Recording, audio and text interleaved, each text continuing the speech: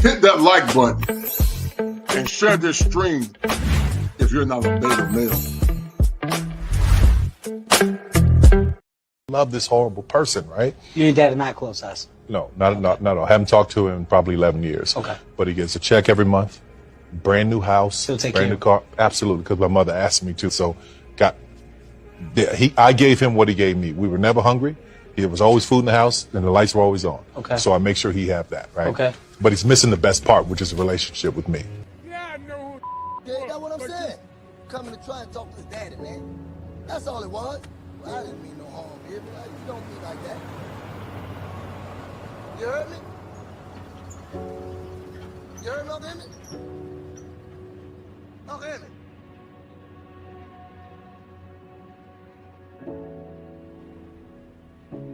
Has he ever said sorry? No, he hasn't. He hasn't. Would you like him to? At this point, I don't know if it matters. I really don't know if it matters. In this show, one will ask themselves the question, does Tyler Perry have a visceral hatred for black men? Does Tyler Perry, or did Tyler Perry, show his mother favor while emasculating his father in the public media because of what happened? Was Tyler Perry's mama complicit in his own mental illness? Hit that like button and share this stream if you're not a beta male. Women out there who think you don't like us, you don't like black women. Oh, yes, I do. I love black women. I'm a black woman myself, and I got 5 daughters and 4 sisters, so that would, be ridiculous of anybody to assume that. As I said, we have just never had anybody challenge us on our behavior. We've never had anybody to say, well, let's look at what we do. We know what he does, and he's wrong in a lot of what he does. But his wrongness, his guilt, does not ensure our innocence. We have a share in the problems that we have in the black community. And just because we are dressed up and have a job does not mean that we don't practice some aberrant behaviors that end up infecting our homes and breaking up our relationships with our men and helping to hold him down. That's all I'm saying. So everyone. So within the first 72 hours of Trump winning the election, Trump, being the misogynist that he is, appointed the first female chief of staff. Mayor Adams of New York ended the freeloading money cards for the illegals. The stock market and Bitcoin, everything is just going through the roof. The caravan of thousands of would-be illegals coming to our southern border were turned around. Hamas, Netanyahu, the Taliban, China, Russia, Ukraine, they're all wanting to talk peace now. It's all kumbaya. The EU wants to buy their gas from us as opposed to buying their gas from Russia. Not to mention we have this epic 4B movement that's happening where women are taking a vow to close their legs and abstain from having sex. That's definitely going to help reduce the liberal leftist population significantly without having to abort innocent babies. So a win is a win. This is what I call the Trump effect. This just goes to show you that no matter what side you're on, whether the right, the left, or anything in between, when we have strong leadership, we all win. So I'm scrolling and I see a lot of black women making videos talking down to black men who voted for Trump. And I just have to say, if you voted for Trump and you're a black man, thank you. And I thank you because I know exactly why you voted for Trump. You voted for secure borders so that us women and children can be safe. You voted for a strong economy so that us women and children can be provided for. You voted for our children to not be indoctrinated in this failed public school system. You voted for my right to not have to use the bathroom with a biological man. You also voted for our children not to be drafted into another endless, senseless war that only benefits the military-industrial complex. And also, you voted for the protection of our freedom of speech.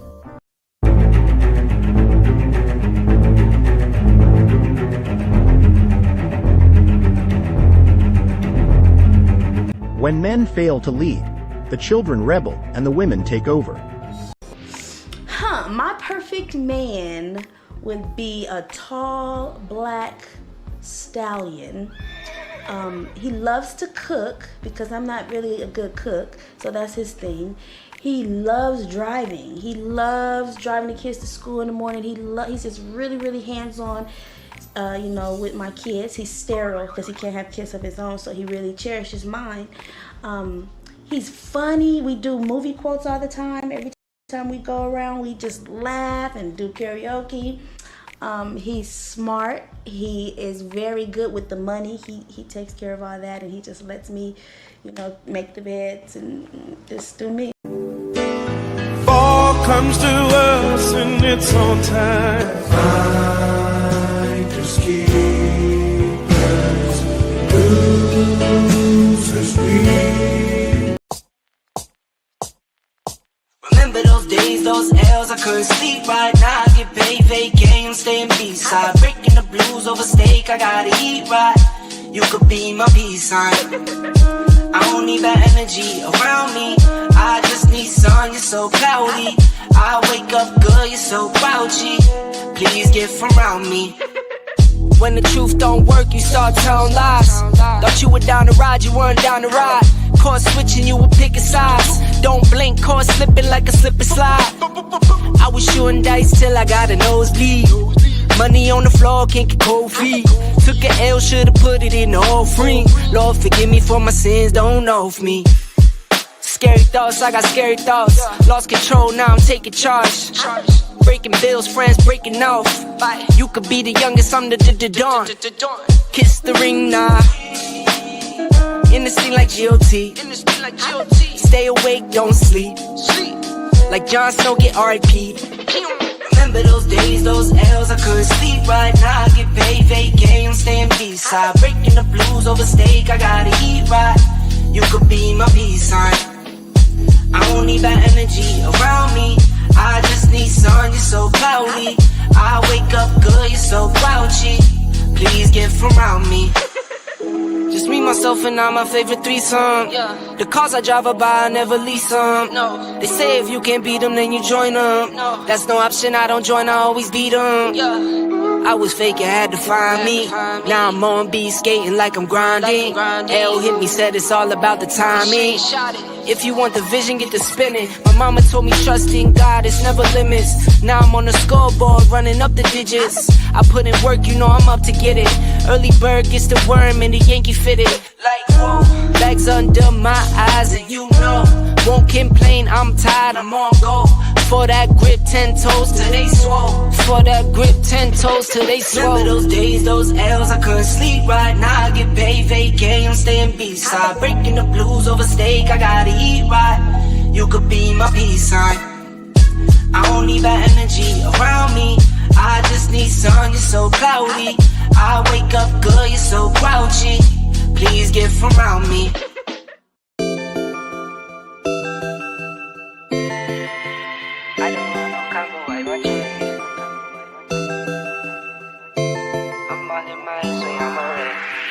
I was starving, now I'm eating till my belly full. From up north, we get cold, you need a heavy coat. Scared to end up on a shirt before a centerfold. Devil on my back, target on me, deadly too. Play for keys, don't tweet. It's not peace, don't speak. 24, no sleep. This is real, no tweet. My bros for life, can't break this link. Family on my side, baby stay around me. I don't want no combo, I want checks. I don't want the second, I want this.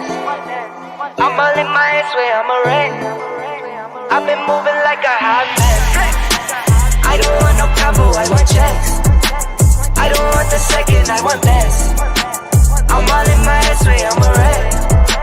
I've been moving like a hot mess. Want that combo, better know you'll need a check from me. Can pay to play, the sun and still won't get a cent from me. I mix the fit up with the side like it's a remedy. I mix it up inside the pot, watch it drip while it drop. Time to take it to the top. Chips all in the middle like it fall, no I won't flop. We gon' pop like a soda can top. To me this is nothing, call my bluff and I won't stop when I flex. I don't want no combo, I want checks. I want the checks, yeah. I don't want the second, I want best. I want best, yeah. By any means, that's a triple threat. A triple threat. Yeah, this is getting bigger, I might flex. I don't want no combo, I want checks. I don't want the second, I want best. I'm all in my ass way, I'm a wreck. I've been moving like a hot mess. I don't want no combo, I want checks. I don't want the second, I want best. I'm all in my ass way, I'm a wreck.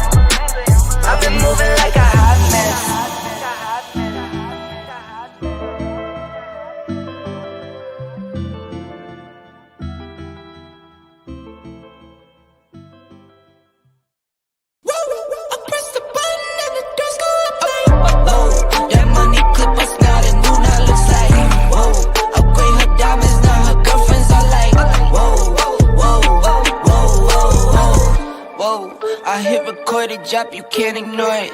I'm transforming now these cars and planes, I'm always boarding. Just out touring down in Charlotte like I play for Hornets. When I'm performing, never boring, now you can't afford it. Champagne Perrier, finished friends on my face. Looking like I'm from the deep, these no Cartiers. Pockets deep, deep, deep, bro. I can make it in my seat, bro. Do you, I'm doing me, bro. Making noise, use a beat, bro. Whoa, I press the button and the doors go off like, whoa. That money clip was not a new, now looks like, whoa. Upgrade her diamonds, now her girlfriends are like, whoa, whoa, whoa, whoa. Neighborhood on the scene, neighborhood on the strip. Neighborhood be the name, neighborhood no crib. Neighborhood that's me, neighborhood that's Nick. Neighborhood do the dance, neighborhood do the dip. Okay, thought I'd never make it like no way. I'm the real deal, no role play. My days off, that's no days. No, I hustle hard, young rose. E be the shooter, that's cold case. Bills on the deals, that's brose. Got no pay, don't no say. Okay, this the news, tell them read it. Been the one since the fetus. Don't sleep on me, Tempur-Pedic. That's a no, no, no. Spending dope for no reason. Got a ball head, Mr. Cleaner. Heard the big bags overseas, then we gon' go, go, go. Whoa, I press the button and the doors go off like, whoa. That money clip was not a new, now looks like, whoa. Upgrade her diamonds, now her girlfriends are like, whoa, whoa, whoa, whoa, whoa. I press the button and the doors go off like, whoa. That money clip was not a new, now looks like, whoa. Upgrade her diamonds, now her girlfriends are like, whoa, whoa, whoa, whoa.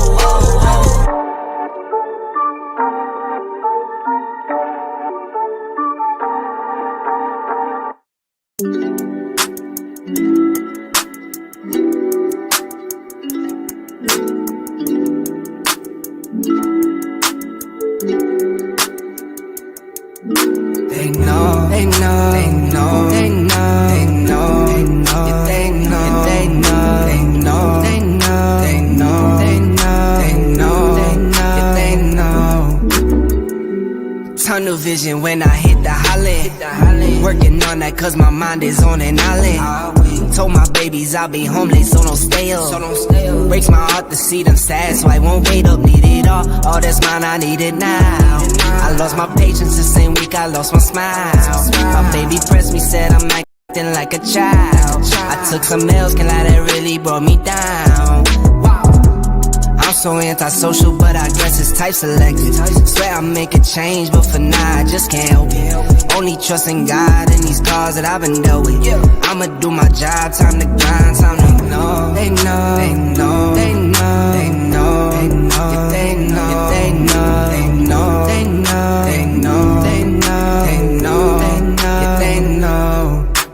Pedal to the metal, they know. Gone and I won't let up, they know. I'm not so I'm fed up, they know. Say it for the record, they know.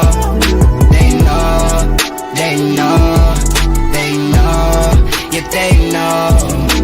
Pedal to the metal, they know. I'm not so I'm fed up, they know. Why you never sign? You sign when you go live. Stuck inside that bubble, never ever go outside. You don't know you know computers, you're a tech guy. Back against a wall, you gon' fall or you gon' ride.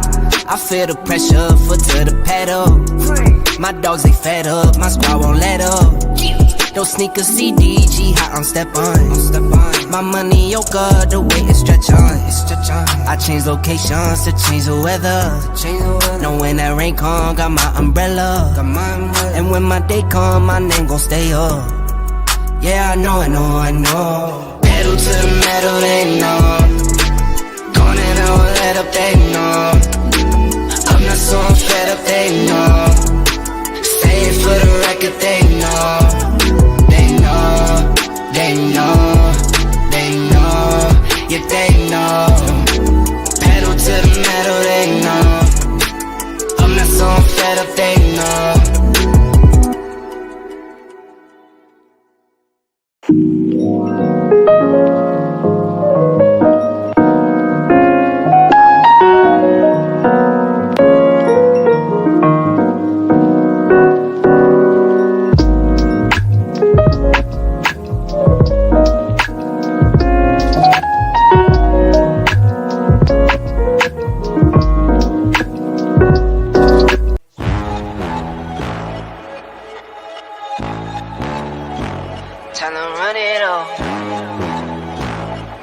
wake up. I wake up, flex, thumb down now. Check, no drip, this wet. Tell 'em run it up. No sleep, no rest. Might crash, might wreck, but first die. Stretch, tell 'em run it up. I wake up, flex, thumb down now. Check, no drip, this wet. Tell 'em run it up. No sleep, no rest. Might crash, might wreck, but first die. Stretch, tell 'em run it up. 9 out of 10 roll through my hands, I'm by my lonely. Turned to a savage, now my baby wants to hold me. I love my fans, don't need no friends, I got my homies.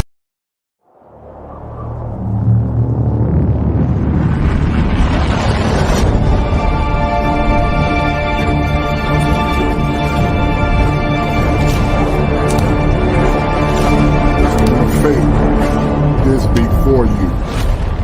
Choose wisely.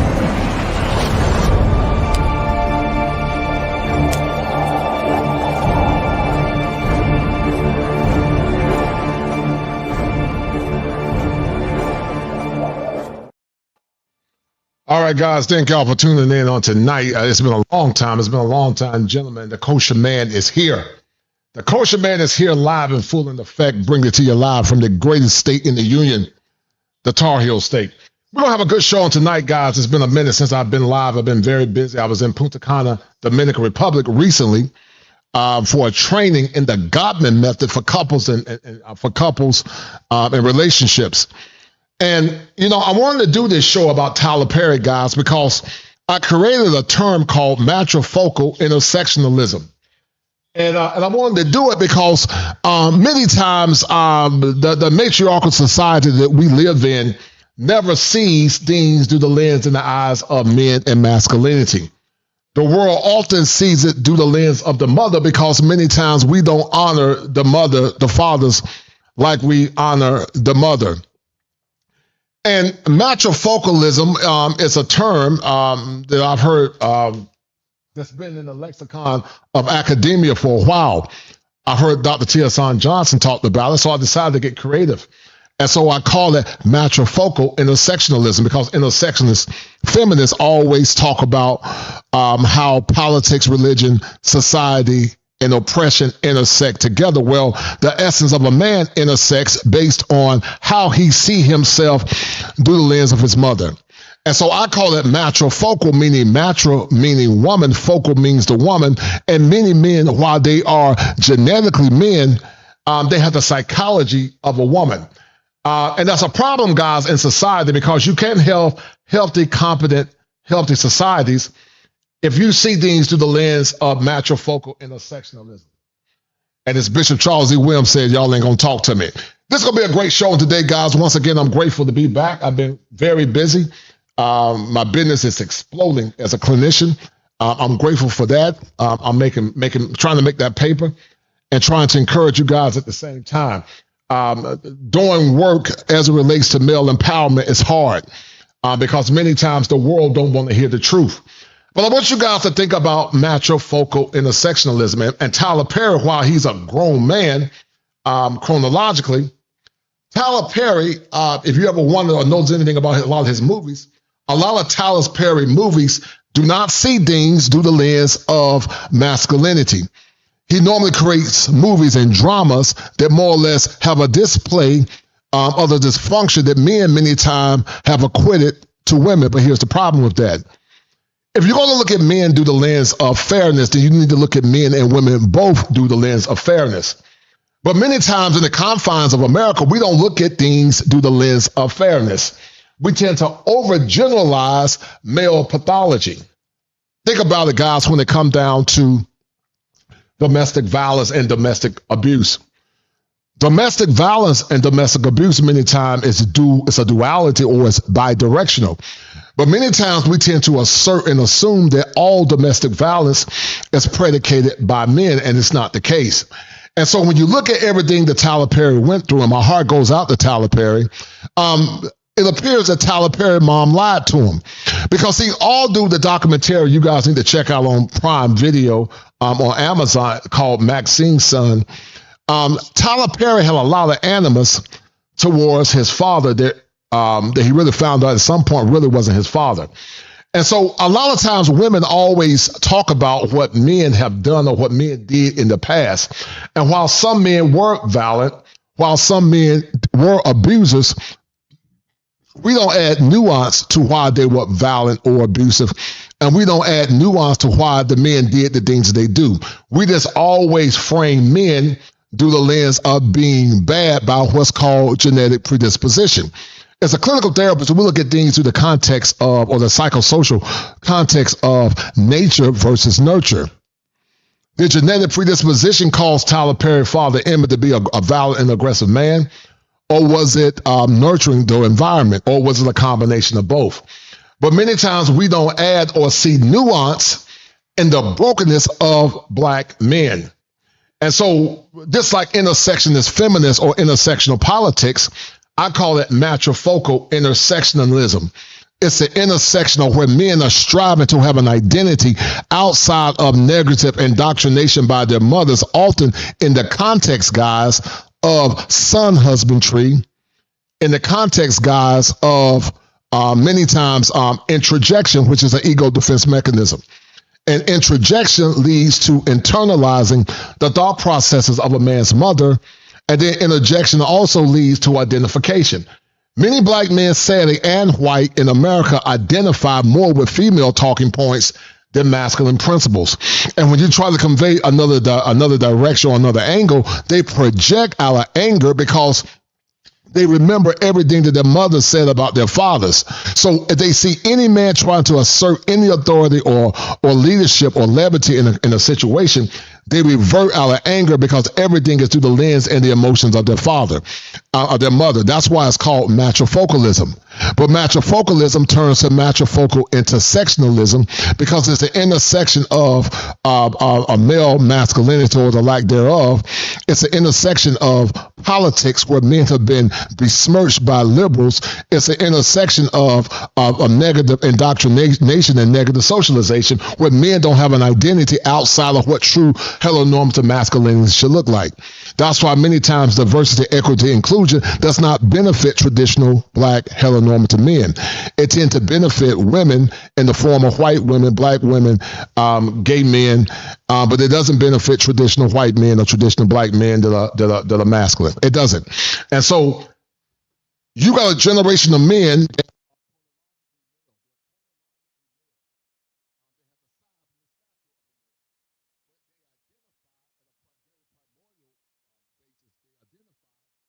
being they identify as being women by default. And as I said earlier, you cannot have a healthy, vibrant community if you have men that think like women or think like their mother. And Tyler Perry is a staunch example of that. If you don't believe me, I'm going to prove it to you in a minute. But I need you guys to do me a favor. Share this stream, please. Share this stream if you don't mind, please. I got a lot of good things I want to do for the channel this year. Once again, I've been very busy growing my practice. I've been extremely busy. But this has been a show that's been on my heart that I wanted to do because, once again, she lied to me. She lied to me, and many times your mother lied to you. Some of you men grew up thinking your dad was a horrible man. Many times you men grew up only hearing half of the story. Many times you grew up thinking your dad was abandoning you by default, or he was angry by default. But your dad wasn't angry by default. Your dad was angry because he had to stay in that marriage, and he was married to a woman that was disloyal to him. Your dad stayed in that marriage because he had to be with a woman that he didn't have all the knowledge that perhaps that child wasn't his, but he was dealing with the trauma of knowing, not knowing, or of knowing that the child that he was raising wasn't his child. And all throughout this movie, Tyler Perry, in the documentary on Netflix called Maxine's Son, Tyler Perry exonerated his mother. But then one will argue was Tyler Perry's mother a 304? Because Tyler Perry explains in the movie that his father was not his. So once again, did Tyler Perry become abusive because he was Emmett Perry become abusive because he was a bad man? Or did Emmett Perry become abusive because he found out that Tyler Perry wasn't his and he was dealing with the trauma of being abused as a child and the extra trauma of finding out that his son is not his?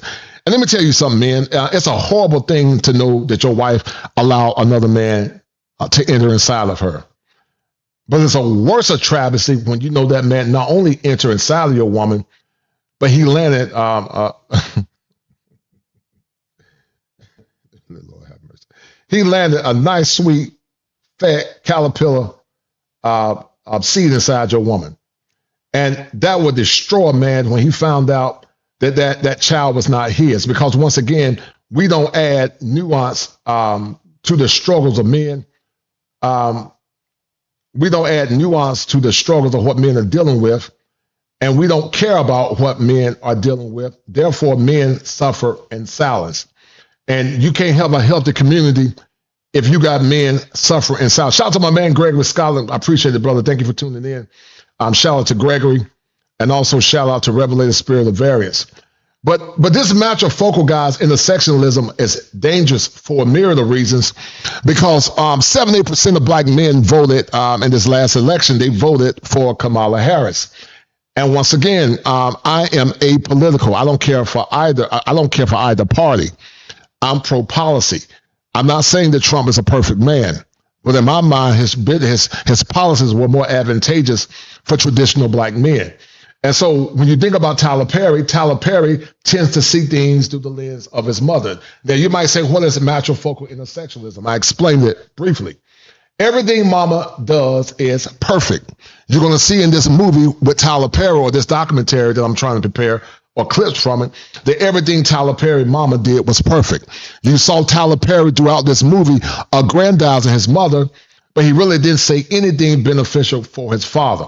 Let me play this clip again, and then we're going to get deeper into it. But he did everything that was beneficial for his mother, but he often denigrated his father. And that happens all too often now with matrifocal intersectionalism. Daddy is bad, mama is good, it's daddy's fault, your daddy was no good, and this clip proves all of it. Hold tight. I love this horrible person, right? You and Dad are not close, us. No, not at all. I haven't talked to him in probably 11 years. Okay. But he gets a check every month, brand new house, He'll take brand care new car. Absolutely, because my mother asked me to. So I gave him what he gave me. We were never hungry. There was always food in the house, and the lights were always on. Okay. So I make sure he have that, right? Okay. But he's missing the best part, which is a relationship with me. Yeah, I know. Yeah, that's what I'm saying. Coming to try and talk to his daddy, man. That's all it was. I didn't mean no harm, baby. You don't be like that. You heard me? You heard me, Uncle Emmett? Uncle Emmett.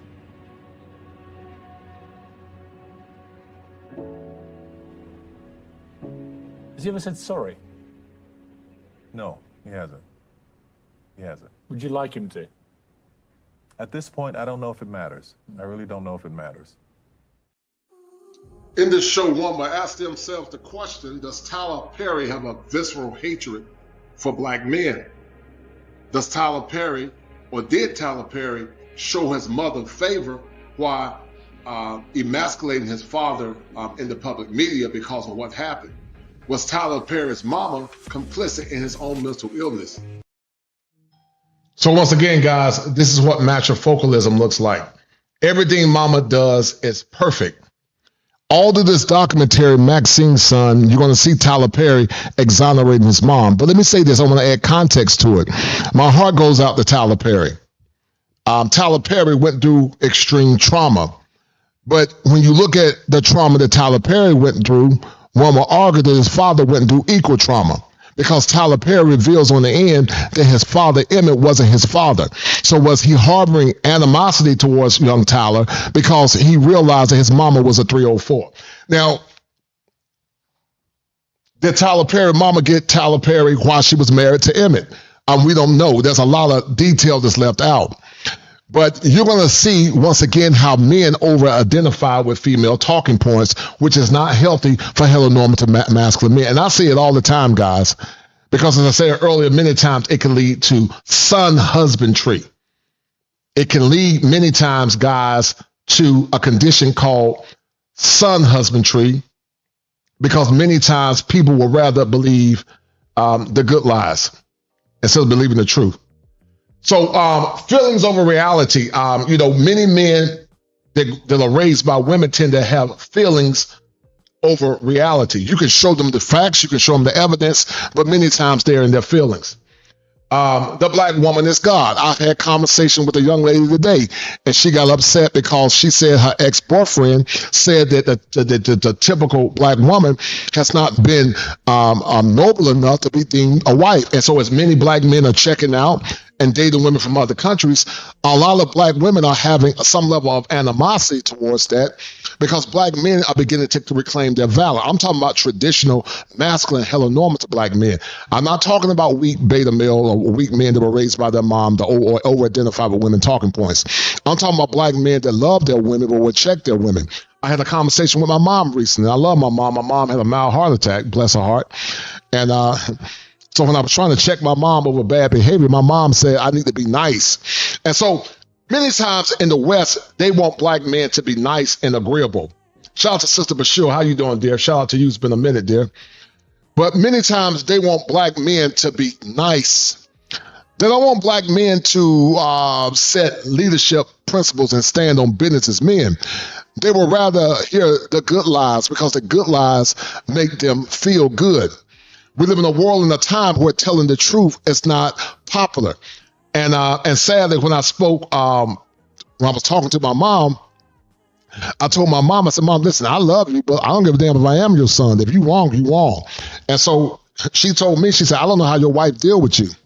And I said in front of my wife and my mom, I said, listen, if my wife ever wanted to move on and leave me, she can. I'm not damn worried about no woman. I know what my worth is as a man. And when you know what your worth is as a man, guys, you don't see things through the lens of matrifocalism. You see things through the lens of masculinity, where you stand on business, you stand on principle, and you don't compromise your masculinity as a man. And I love my mom. But my mom, once again, is a victim of what a lot of women struggle with, called solipsism. Women are solipsistic by nature, all of them. I like something that Crimson Cure said, and she was correct. Even a godly, righteous woman that's in faith, whether she is a woman, a true Christian woman. I'm not talking about these fake Christian women, these holy whores, but I'm talking about a true Christian woman that loves God. She reads her word every day. She lived her life to serve her husband and her family, which was rare at the time, the Proverbs 31 woman. Those women are extremely rare. And those women were not only rare in biblical times, they're even more rare now. And I'm not talking about, the woman that's in the Nation of Islam. That's a good woman that loves her husband and her family and don't mind giving her man nutritious meals. Or even a woman that she's a Hebrew Israelite. But what I'm saying is that the typical, traditional, godly, nurturing woman is rare. It's extremely rare. It was rare back then, and it's even rarer now because we live in a world where, once again, they don't want men to stand on business. They want men to see things through the lens of matrifocalism, which is a byproduct of intersectionalism. Matrifocal intersectionalism, the intersection of where men see things through the lens of women, through politics, through negative socialization, through trauma, and all other idioms that we don't want to talk about in the black community. And so because they don't want to talk about it, I'm going to make this paper because my business is exploding as a therapist. And I'm loving it. I'm loving the autonomy of being a therapist because, once again, guys, people will rather believe the good lies. And so Tyler Perry mama lied to him. She lied to him about the identity of his father and brother Emmett Perry, who wasn't his father. But all during the movie, Tyler Perry exonerated his father while denigrating his mother. Exonerated his mother while denigrating his father, and that's a problem. If you like what I'm doing, guys, hit the like button, share the stream, and donate to the channel.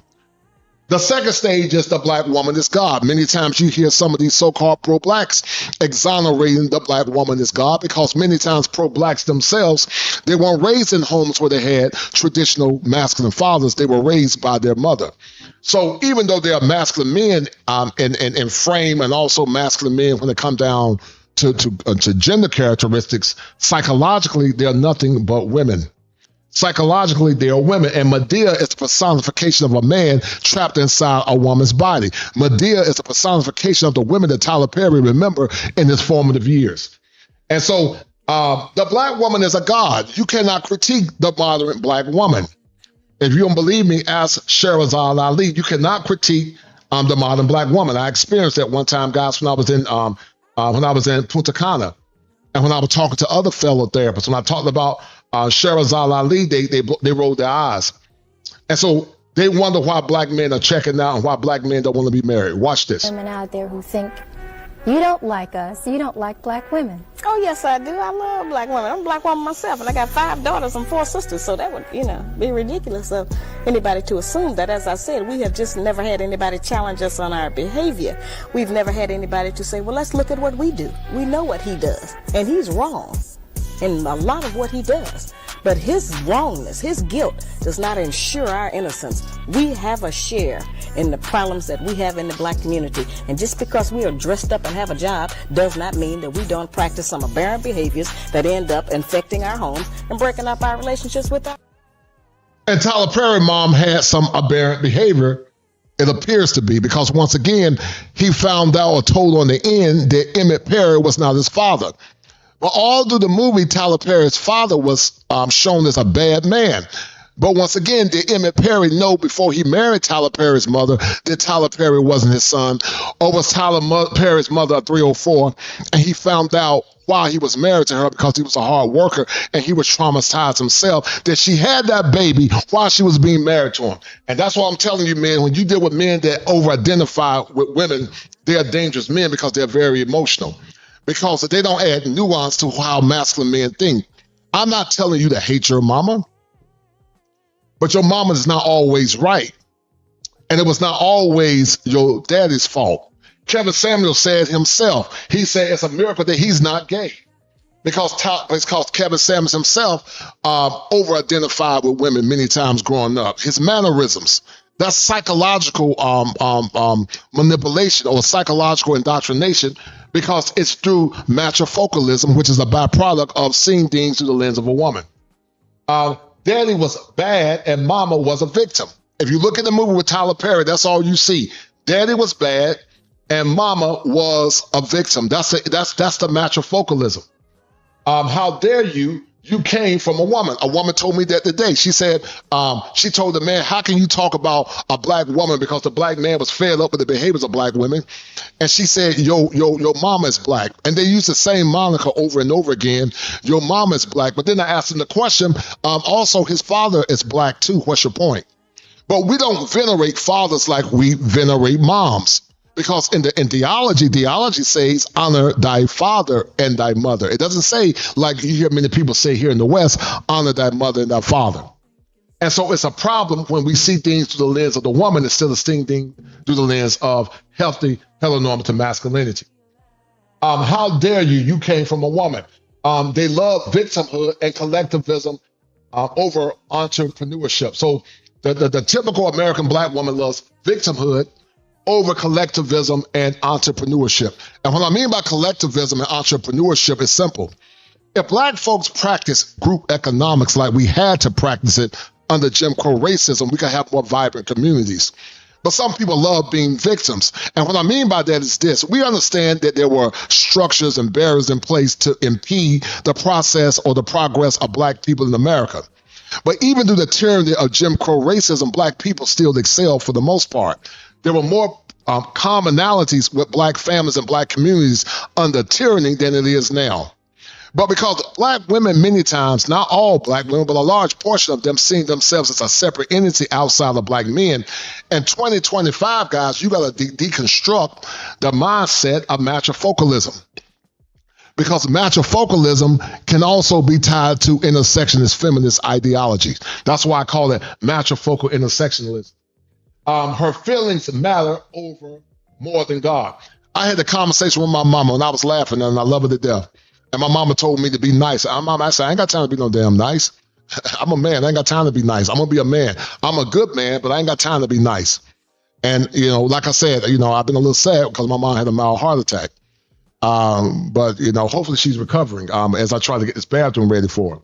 But my mama told me to be nice because my mama, by default, it's matrifocal. I was telling her, I said, Mama, when it come down to daddy, you're supposed to honor your husband. I know my mom loved my dad, but she said, no, I don't. She said, I submit to God. I said, no, you can't jump over your husband and go straight to God. But that's what a lot of black women do because they don't want to be held accountable. and they don't want to be under the leadership of a man. They want the benefits of men, but they don't want the accountability and the responsibility of men. That's why I don't call women partners. Now, I know some women use the word partnership, and they don't mean egalitarian partnership. They just mean helper. But they have to have clarity to that when they say partner, because many means partner, meaning the man and the woman both lead and rule. But her feelings matter more than God. They want to please her over masculine principles. And that's what happens a lot of times. One of the things I said to guys before in the past, I said, you cannot, until you check your mama in a healthy way, you're not ready to be a man. And I'll check my mama. I'll check my sisters too when they get out of line. I don't give a damn who it is.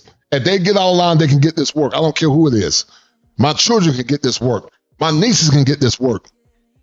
Even the men I know, they can get this work. Because I'm not going to be in those situations when people disrespect me. And so men got to learn how to morph from thinking like women, even though they're full-grown men, because like Tyler Perry, he's a man trapped in a woman's dress. A lot of men are men by genetics, but they're trapped into the dress or the mindset of a woman. And the intersection of that is being pro-man versus pro-woman. Men struggle with being pro-man versus pro-woman. And you can support a woman and you can still be pro-man. And so when men morph into being pro-man versus pro-woman, then men begin to say, Daddy was not always bad, but Mama lied. Women's needs are not more important than mine. My identity is not through my mother. My identity is through principles and heteronormative masculine men. Men have to be deconstructed and built back up again to think like men instead of thinking like how their mothers sometimes indirectly taught them how to think. Because see, when men begin to think like women, they compromise their masculinity. They can't be the best versions of themselves because mama lied to me. And when you think about Tyler Perry's mom, you think about Kirk Franklin's mom, there was a damn bona fide liar. Kirk Franklin's mom was a 304. Tupac mama was a 304. A lot of these women were 304s. But, you know, they will make you think that daddy was out here, you know, beating mama, smoking drugs, drinking alcohol, and abandoning the family. But they never talk about what mama did that Sherazade Ali said that added to the dysfunction in the black community. And so in 2025, man, you got to evolve for the matrifocal mindset and deconstruct that mindset and walk into the newness of your masculinity, which is through the lens of being pro-man versus being pro-woman. Because being pro-man means I'm going to love my woman, but I'll check my woman when she get out of line. That's the major difference. Shout out to my man, MC Recovery and Wellness. I really appreciate it, man. Thank you, brother. He said, my stepdad wanted me to see my real father in TV movies, Anton Fisher stuff, and my mom message had me confused. Yes, and that will happen many times, MC Recovery and Wellness. That happens many times. Guys, if you like what I'm doing, donate to the channel and support it, please. But you're right, MC Recovery and Wellness. I agree with you 100%. Hold tight. Let me hold tight. Hold tight. Give me a minute so I can read some of these comments. But you're right, brother. I agree with you 100%. My stepdad wanted me to see my real father and TV movies, Anton Fisher story stuff, and my mom message had me confused. Yes, that's called matrifocalism, because women by nature are very solipsistic. Nothing outside of self exists. Gregory Scotland said that for sure women fought against Sherazade when it came down to healthy eating habits. Yes. Guys, do me a favor. If you like what I'm saying, donate to the channel, please. Donate if you like what I'm saying. Thank you. Bashir says, a woman, I cannot stand watching anything for Tyler Perry. Have you noticed that most Tyler Perry movies, the hero is light skin and the villain is dark skin? Not feeling that either. Yes. But that's due to internalization. Tyler Perry, guys, went through a lot of trauma. He might even have a personality disorder because he talked about the little boy that was trapped in him. We're going to show you guys that in a minute. Thank you, Bashir. I appreciate it. I appreciate you guys showing the love. Shout out to my man, Internet Passport. He said, breaking the drought, gotta check these women when they are wrong. Mama can be wrong and check her. Salute, no doubt, brother. I appreciate it. Internet Passport. Thank you, brother. Thank you for your kindness, man. Let's get back to this matrifocal intersectionalism, guys, because this is important. The black woman is not God. I have worth and standards too as a man. If she want to leave me because of my decisions, let her leave. When a woman's all start damn threatening you, talking about if you don't vote for somebody or if you don't like me for something or I'm not going to give you sex, let her leave. Let her go on with her life. Because there's more dignity in your masculinity than being subjugated by the feelings of the woman that you're dealing with. There is more dignity in your masculinity than being subjugated by the feelings of the woman that you're dealing with. If she want to leave you, let her leave and stand on business as a man. My manhood supersedes her feelings. And that's why I was telling my mom that I love. And me and you got to tell your mama that too when she get out of line. Your manhood as a man supersedes the feelings of your mothers, your sisters, your aunts, your grandmom, and the women in your life. I'm not telling you to be disrespectful to your mama or the women in your life, but I'll be damned if the women in my life think they're going to walk over me and they're going to say what they damn want to say. No, you're not. When your mouth gets slick, you don't get the wrath of a lion.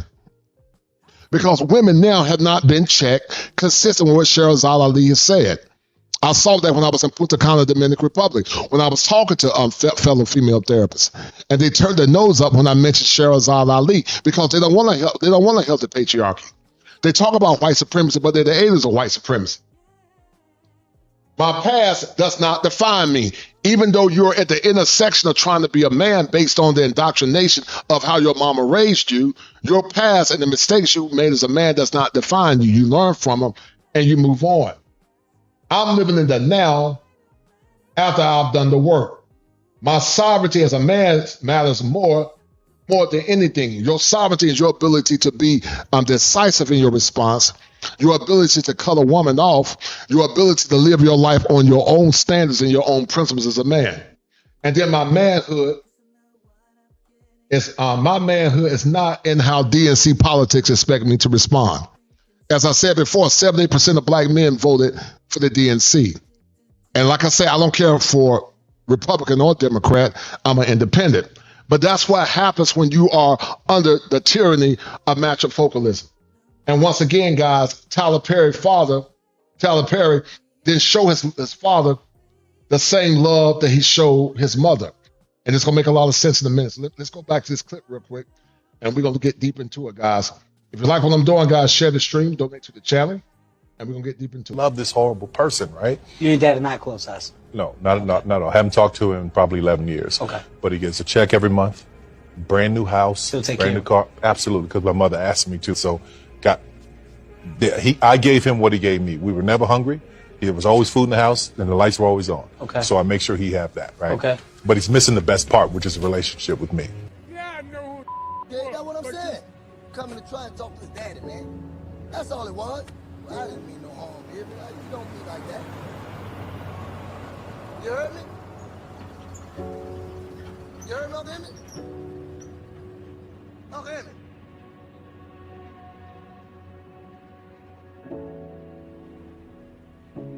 Has he ever said sorry?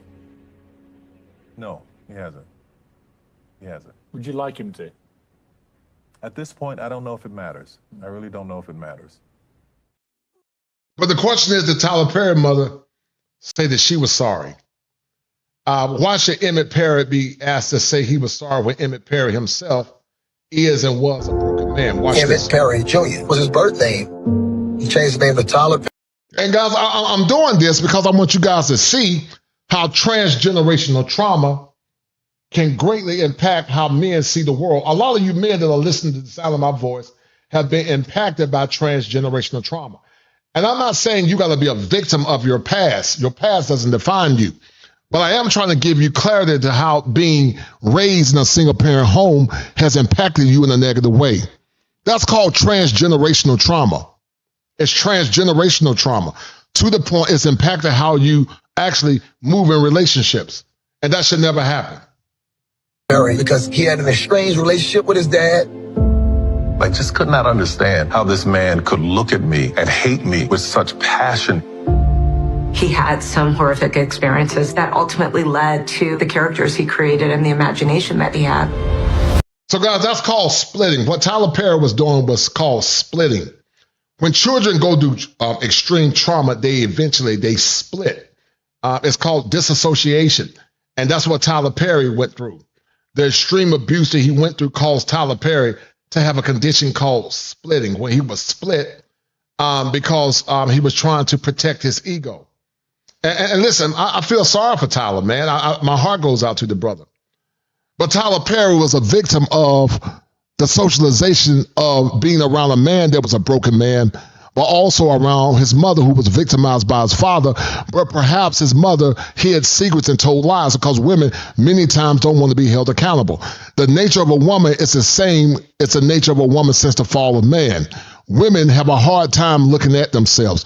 Only mature women that can take accountability and say, I'm sorry, and change their ways are women that can mature and grow and learn from the past. But most women stop developing, in my mind, at an early age. And that's why a lot of times, a lot of the boys grow up resentful and hateful and mad because they found that their mother was a 304. And they realized their mother didn't have their best interest. They thought she had their best interest. But many times the mothers didn't have their best interests. She was the reason why they were broken as men. We were so broke. We used to share burgers and talk about these great dreams that he had. As all these people tell me what I would never be, nobody said what I could be. The thing that's amazing about Tyler. And that's what is so unique about a lot of you men that are listening, including myself. Let me tell you, man, something.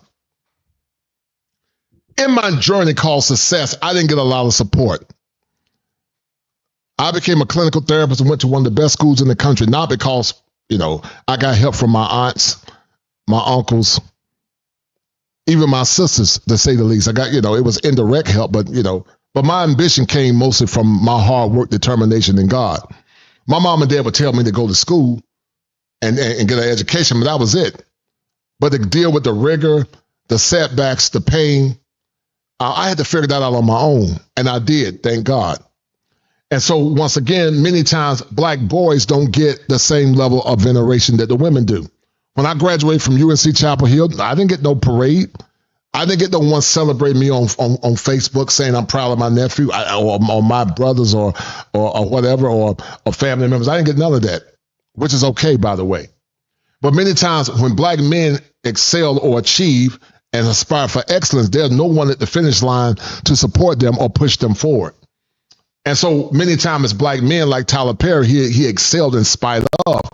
But Tyler Perry also was a byproduct of psychological conditioning that he went through as well. And that psychological conditioning was to see things through the lens of his mother instead of seeing things through the lens of his father that was an abusive man, yes. But was he born that way? Or was he a byproduct of trauma himself, and he transmitted that trauma to Tyler? Whereas he broke every rule. A studio executive said to him, black people don't go to the movies. They were just wrong on every count when it came to Tyler. Tyler was making hit after hit, and finally, people had to wake up. My mother said, don't you ever let anybody tell you who you are. You know who you are. I can't watch it without cringing. I think he crossed the line. And while nothing is wrong with Tyler Perry's mother telling him that should have came from his father. That should have came from his father. Shout out to the heavy hitter, the brother always showing me love. Shout out to that brother, Gregory Scotland, as he's the #1 sponsor of this stream. He said, Kosher, I can't remember if you said that other therapists rolled their eyes when you mentioned Sherazade Ali, but what would have happened if you spoke out about Esther Villar? Also, Trump must watch. Yeah, I agree with that, Gregory. I saw that about Viswami and Elon, and I said to myself when Trump supported Elon Musk, the Elon Musk might be a snake. So I agree with that 100%. But yeah, they rolled their eyes, man. These women were therapists when I was in Punta Cana, because see, you got to understand, guys, with liberal women now, they want equality and power. Where they want the man, they want to be the leader in the relationship, and they want to tell the man how to be a man. But also, when it comes down to the woman and the man being a wife, so they want to be the leader when it comes down to men. They want to be leaders equally with a man. But when it comes down to doing things they don't like changing tires and washing cars and protecting the home, then they say that's what men should do. So these were clinical therapists. One was from New Jersey. She was a nice lady, real sweet, very attractive woman. But she had issues with Sherazade Ali because they don't believe in traditional gender roles or traditional gender norms. And so you're correct. And I agree with you about Elon Musk and Vishwami. I totally agree with you. You definitely got to watch him. Shout out to my dear friend, Sister Bashur. She said that, Coach, remember the young man who was a recent law school grad and said that he was a project? Yes, ma'am. As a result, the so-called sisterhood ripped them apart. Yes, because once again, Bashur, the world doesn't want to see things through the lens of men. We live in a matriarchy, and the matriarchy says that men must bow to women. They think by default that they are better. But once again, who created the world that women benefit from? Men created the world. I saw a show recently called Single by Choice, and this woman named Heathen Queen. I ain't got nothing against Heathen Queen, but I was saying how delusional she was, because the guys were saying, and the woman was saying, is that women need men, and they do need men.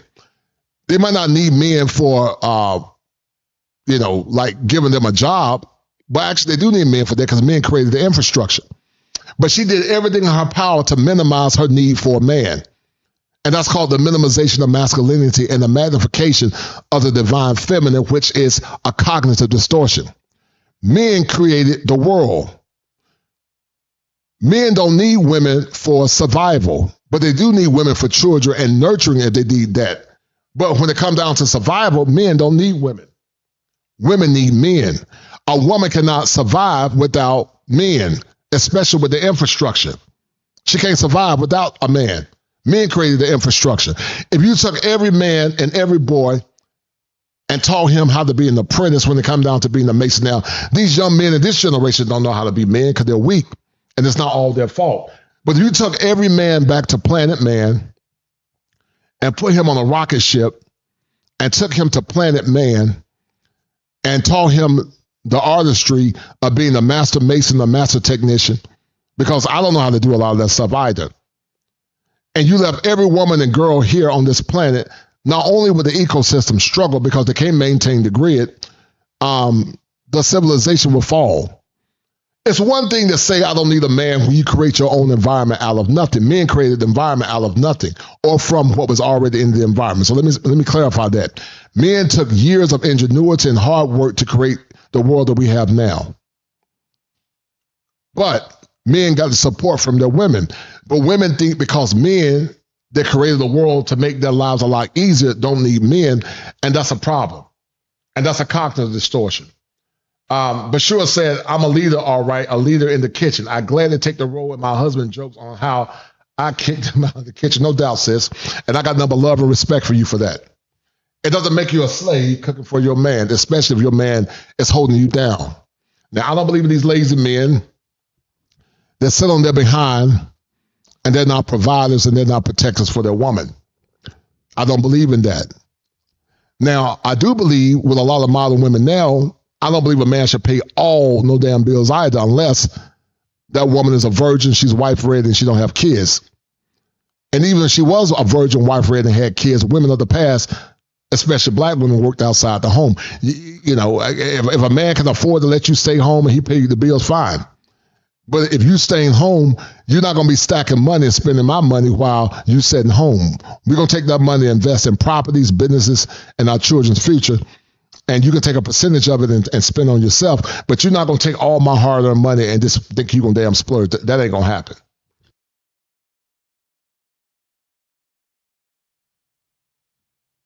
That ain't going to happen.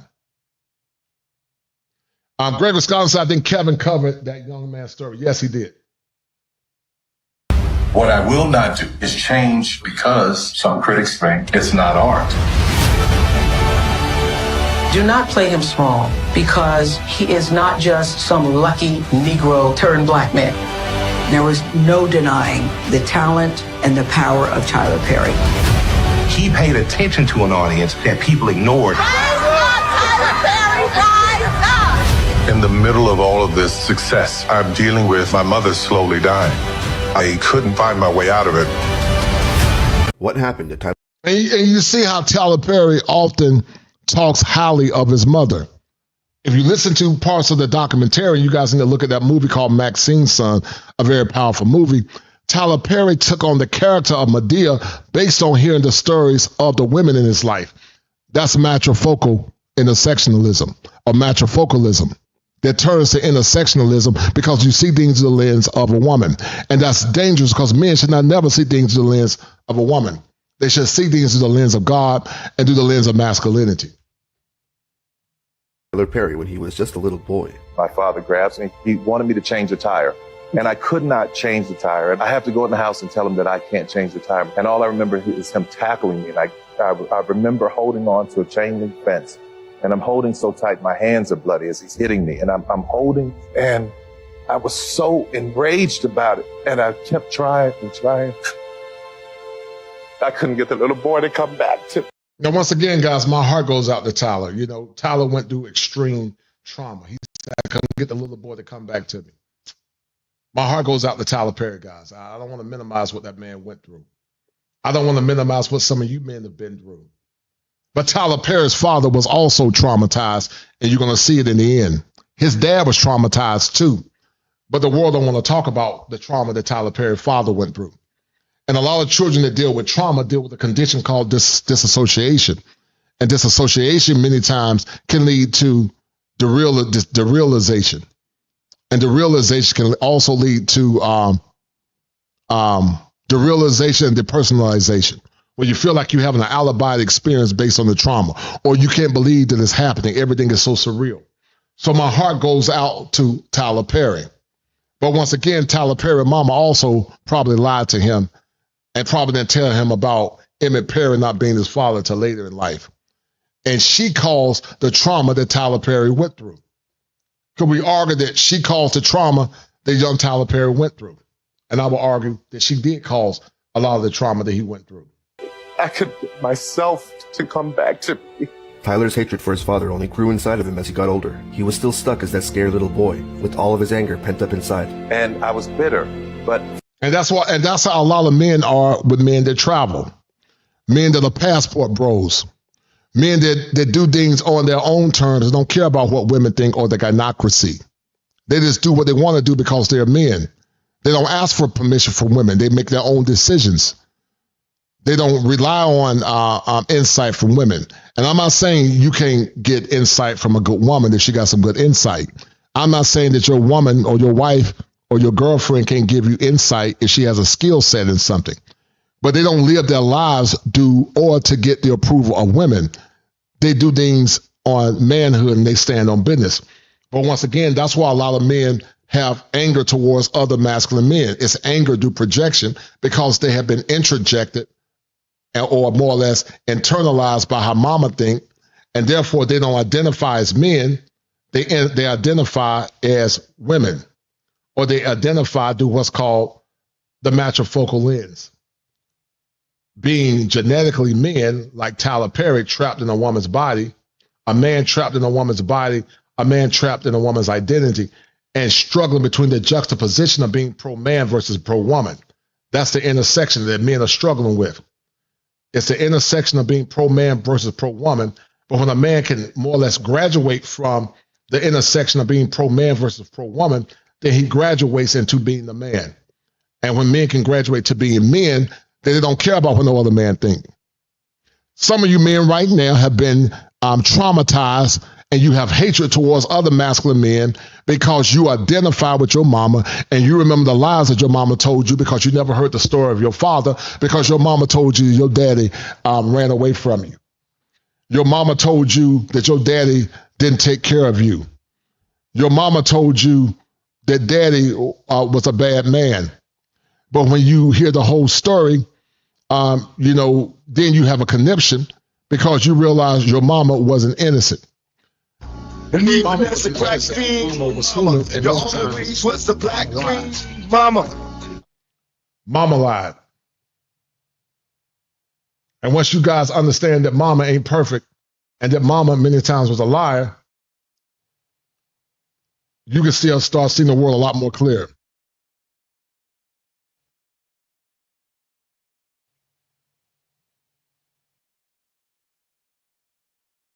Forgiving him, this is when my life changed. This is when everything changed. It was ripped out of me, whatever it was that I was holding for so long. It's the same strength that it took to take it is the same amount of strength that it takes to let it go.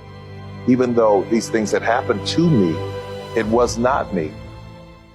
Did you ever tell anybody, or was there anybody to tell? I learned early on not to tell because there was a girl that I had a crush on who lived across the street from me, and my father. He is not just some lucky. Hold on a minute, guys. I don't know what happened to that clip. Hold on.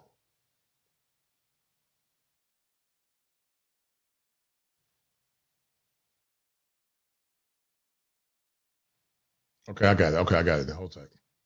Negro turned black man. There was no denying the talent and the power of Tyler Perry.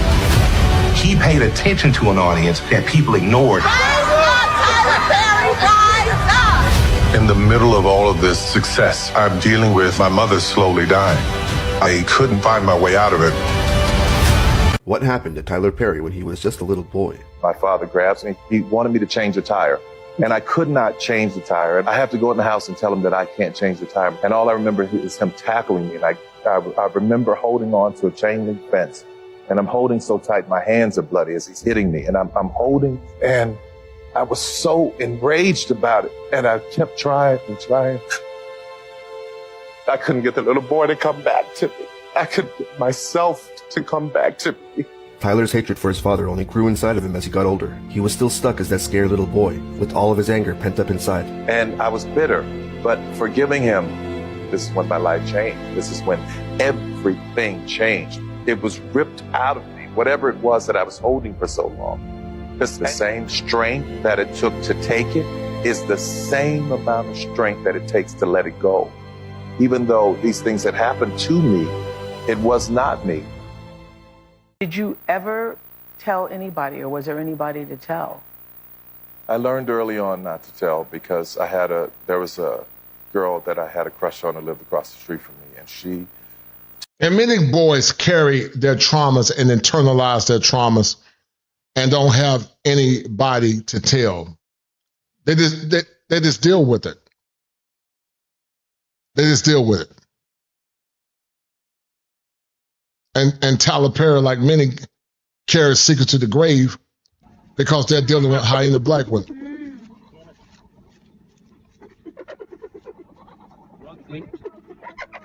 Let's go back it just a little bit.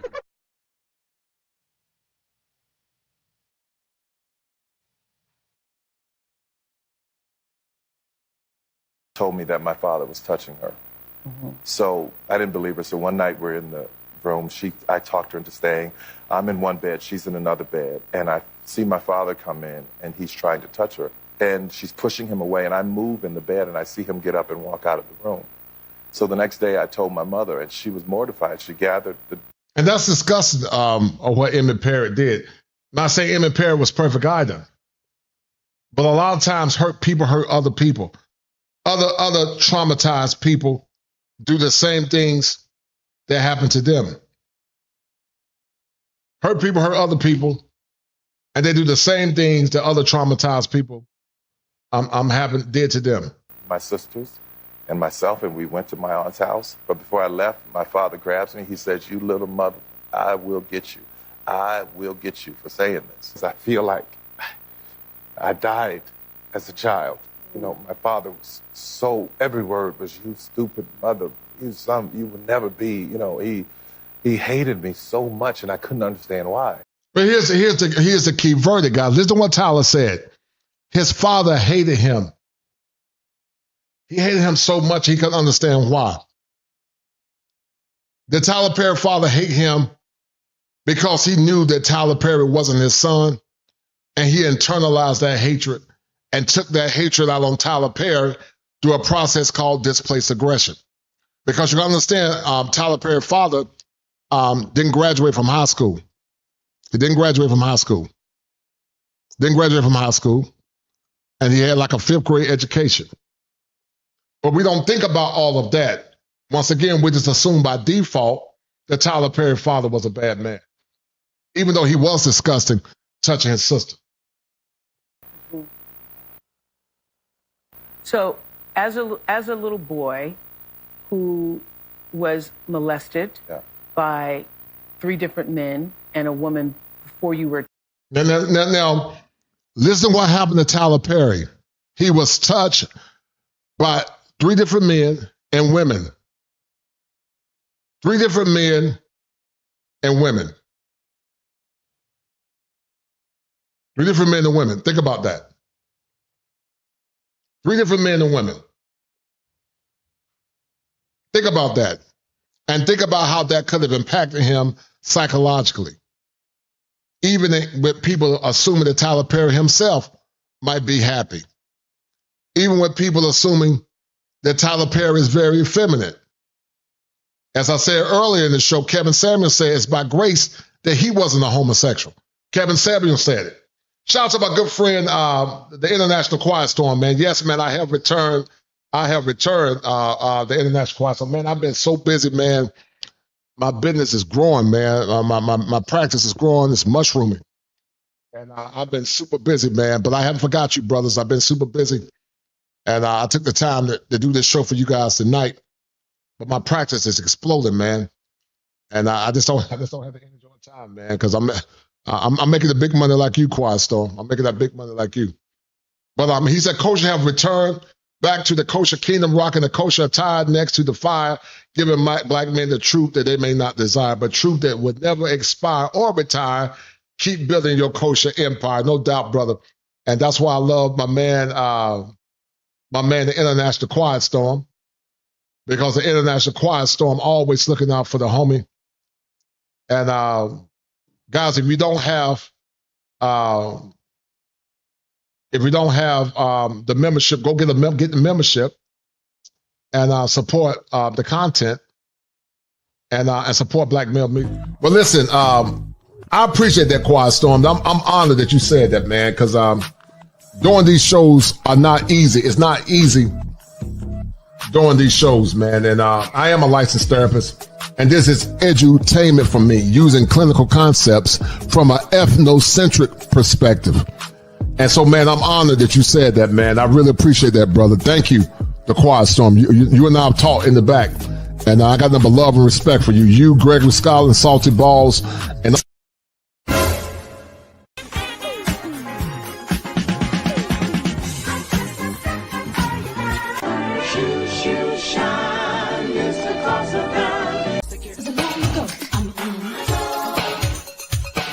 membership channel of the Coach.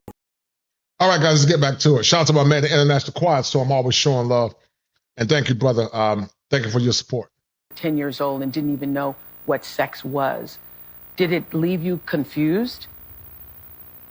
How could it not? How could it not leave me confused?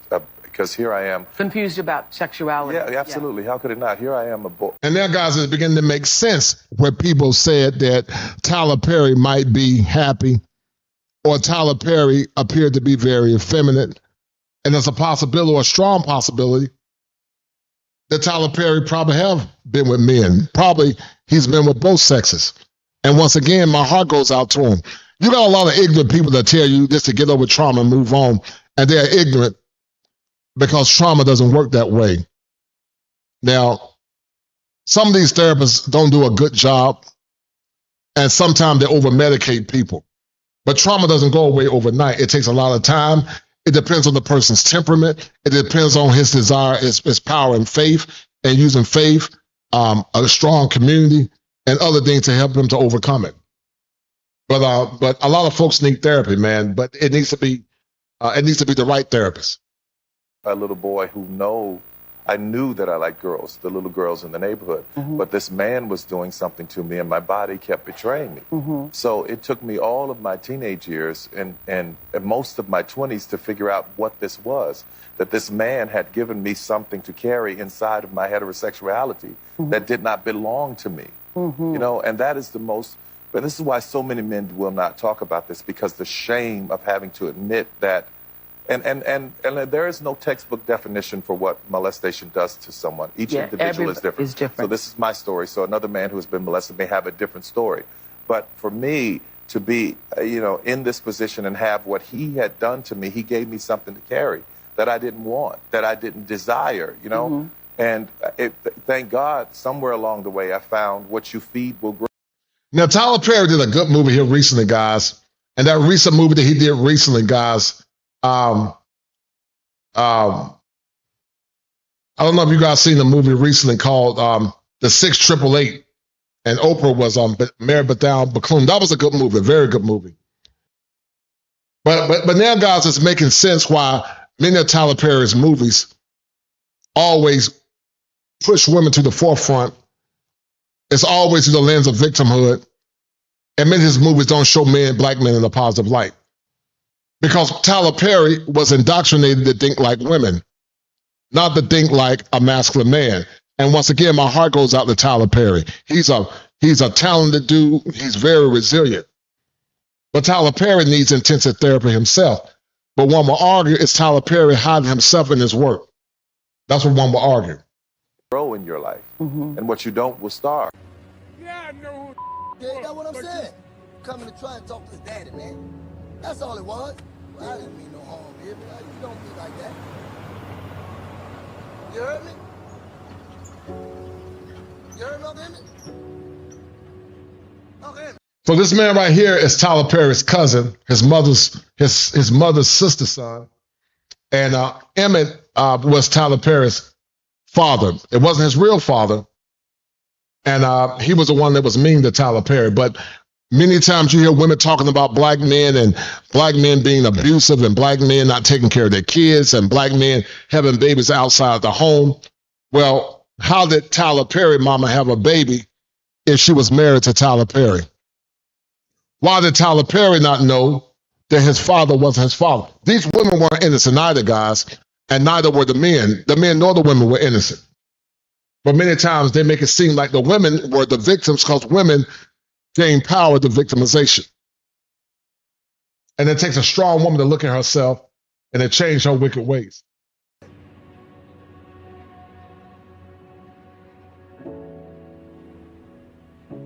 Has he ever said sorry? No, he hasn't. He hasn't. Would you like him to?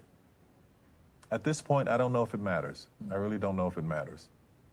I was able to forgive him in my mid-20s, and that... But once again, notice how Tyler Perry talks about his mama again. Notice how Tyler Perry talks about his mama and how he provided from his father only because his mama told him so, not because he as a man said, I'm going to look past what my father did and take care of him anyway.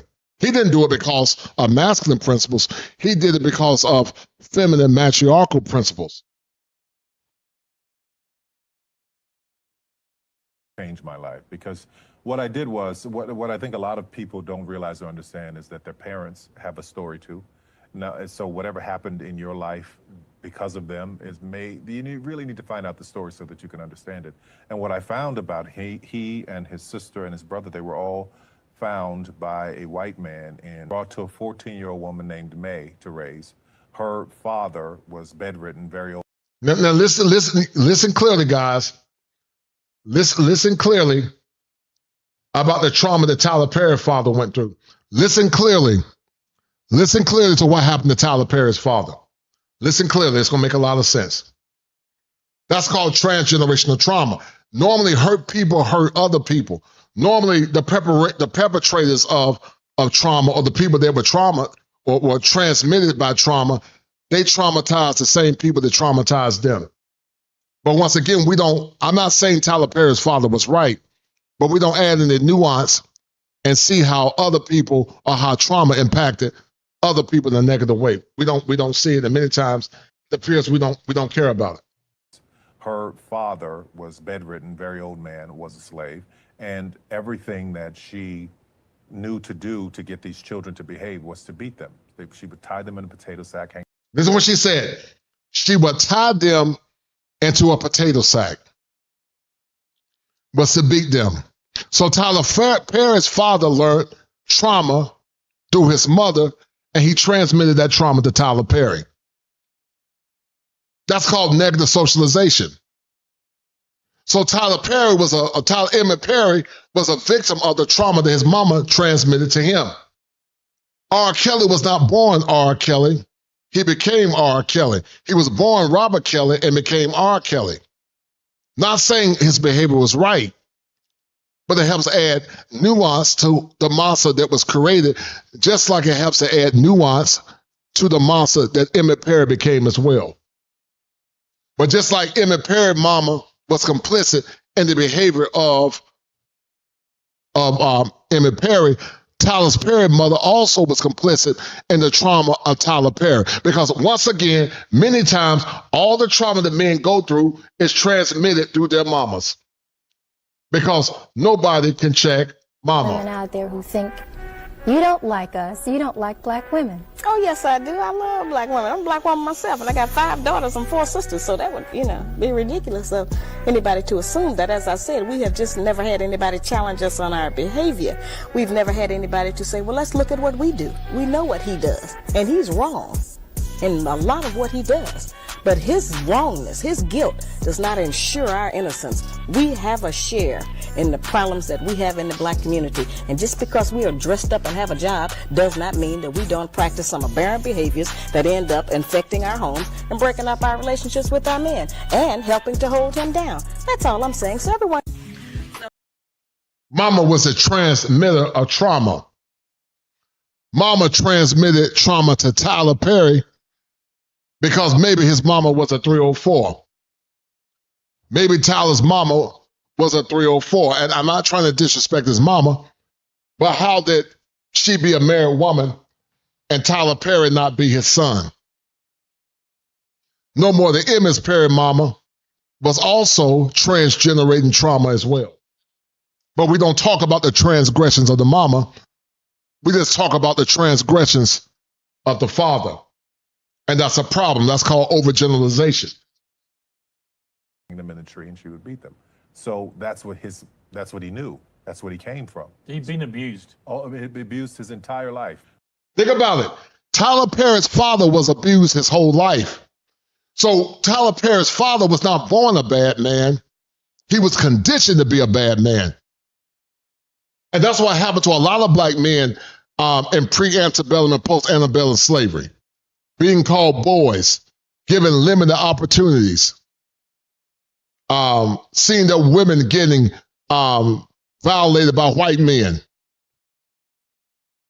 fighting in wars and coming back to America to be treated as damn second-class citizens, not getting the proper help because therapy for black men back then was God and faith, even though there's nothing wrong with that. Black men back then needed therapy. But once again, nobody cared about what black men go through because mama lied. Mama only told her side of the story because mama is very solipsistic by nature. Mama only sees things through the lens of her own feelings many times. Just like black women, many times when it comes down to certain things pertaining to family, they put their own self-interest above the interest of the black community and the black collective. For black men that are masculine, black men that are traditional, you have no allies in America. You have no allies in America. You're basically on your own. Because you got black women that are liberal in thinking, you got black male simps, black men that think like women, you got a compromised black church that don't preach anything, so you're basically by yourself. So it helped me to understand a lot of who he is, which made it easier for me to let go and forgive him. Hard to forgive, though. It is, but it's very necessary because what I found that is this, and this is so true. If you do not forgive, you hold on to this thing inside of you. But listen, guys, forgiveness does not mean reconciliation. Forgiveness does not mean reconciliation. There are people that have hurt you, your mama, your grandmama, your grandfather, even your father, your sisters or your brothers. And you can forgive that person, ideally, if they come to you and say, I'm sorry. But forgiveness does not mean reconciliation based on the trauma that you've been through. It doesn't mean that you reconcile with that person. It just means that you forgive them to move on, but you don't have to reconcile with them. But then Tyler Perry's father conditioning, from a clinical perspective, Tyler was a victim of trauma as his father or his stepfather was a victim of trauma. But once again, where's the lens of criticism with Tyler Perry Mama? Because was Tyler Perry Mama, that's the question, was Tyler Perry Mama a 304?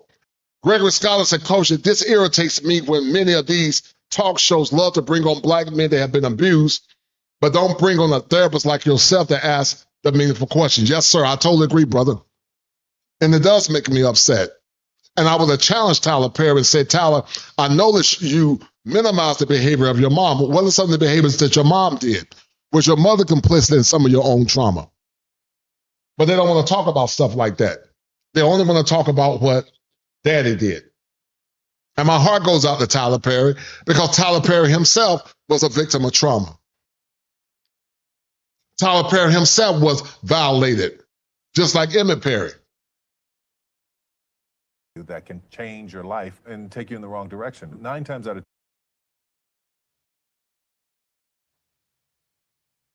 in New Orleans, hard to survive and is a dangerous town. The gunfire, the robberies. And Tyler Perry, guys, have been like a lot of black men. We call that risk factors and protective factors. You got a lot of young men that are listening to my show on tonight. They were born in very despotic conditions. And you had to survive in spite of.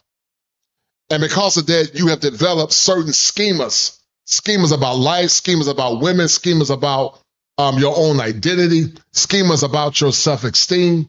And those schemas have led to afflictions. And those afflictions are based on pain and fear. Because mama played a role in your demise. It wasn't always daddy's fault. Some of these women got with men. They knew the women were wrong. The men were bad men, some of them. And they got with them and gave that man her body because he was good looking. He was cute. He was handsome. And they know that Junebug won't work for DAM. They knew Junebug wasn't a good man. But they went on and married Junebug anyway. Because Junebug had good hair. Junebug had hazel eyes. Junebug was bow-legged. Junebug had a nice Model T Ford. But because Junebug didn't want a relationship and Junebug loved women, mama equivocated all black men as being bad, ain't ish and no good. And that's the problem with a lot of black men now and a lot of black women because they saw things through the lens of their own pain and their own brokenness instead of seeing men case by case. And the same can go for men as well. The gang violence, but it was very dangerous. It was very dangerous. The crime rate was real high. We was once the murder capital of the world. Gun violence is surging once again in New Orleans. Rising crime are up in New Orleans. I don't know what most white people in this country feel. I can only include what they feel from the state of their institution. He told me dying is very easy. Living is a difficult thing. The policeman up in Bruce Grocery opened fire on him. They told me to stand up, and I said no. What, so he can shoot me? Now, I got to be careful with this, guys, because this is on Amazon, so I got to be careful how I show some of this. Maybe I can take clips of it. This is fair use. But the movie is called Maxine's Son. Growing up in this area, you know, so soon as you come out your house, hell, you might not come back. I'm going to pan around. If you see this building right here, this was a scatter site. We lived in here as well. 2 houses down, A. Maxine, my Tyler Perry, Yolanda, Embry, Melba, they live 2 houses down, which we're going to go to right now. This is the actual house that Tyler grew up in. In the back. And so many times kids that are traumatized, guys, they create what's called alter egos. The alter egos help protect their fragile egos. And many times those alter egos lead to a condition called dissociative personality disorder, which is split personalities. Now listen, there are 2 schools of thought. One school of thought say is these alters are ways to protect the ego. But some theologians believe that it could be demonic. I believe the children have been violated, could have a combination of both. Some of it could be demonic, and some of it could just be the way of the ego protecting itself. But a lot of children, men and women, have been violated. And many times when men are violated, it's often minimized. Back of this house, he built a clubhouse where we would go back there under the house and get away from Uncle Emmett. We crossed the streets of where he used to live, and the pain of his past came back. This is where I grew up. I have not been in this house in years. He brought us out back, showed us the cubbyhole where he would escape from his father's abuse. This is my hideout. My safe place, you know? When he got too much, you go in here? Yeah, I've spent like all day in there. How many of you men identify with being lied to by your mamas and also mama abuse? You can call in live in a minute. We can talk for a few minutes.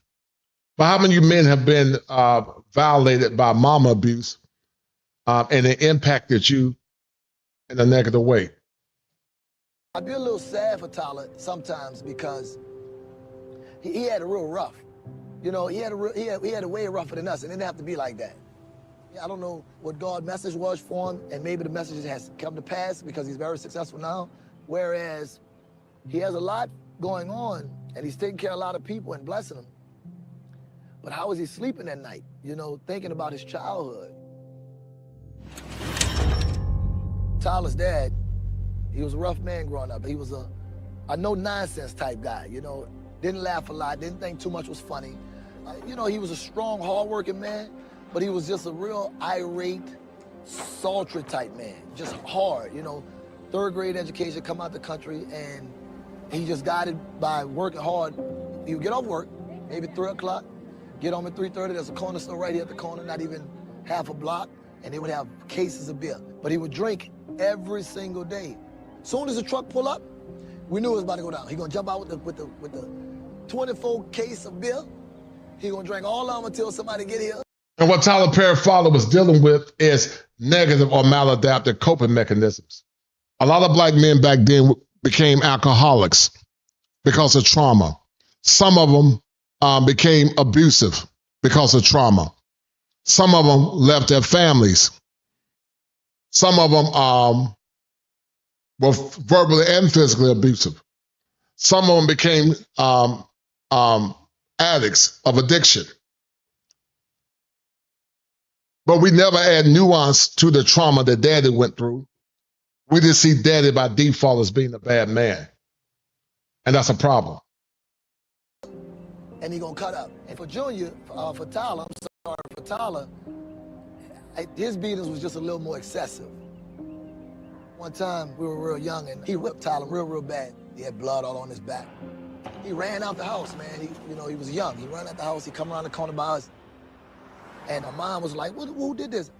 There are these huge whelps across his back. I mean, about this long and about that thick, because they're swollen. I mean, that's my nephew, and he's a baby. He was a little boy then, maybe 7 or 8 years old. He was little.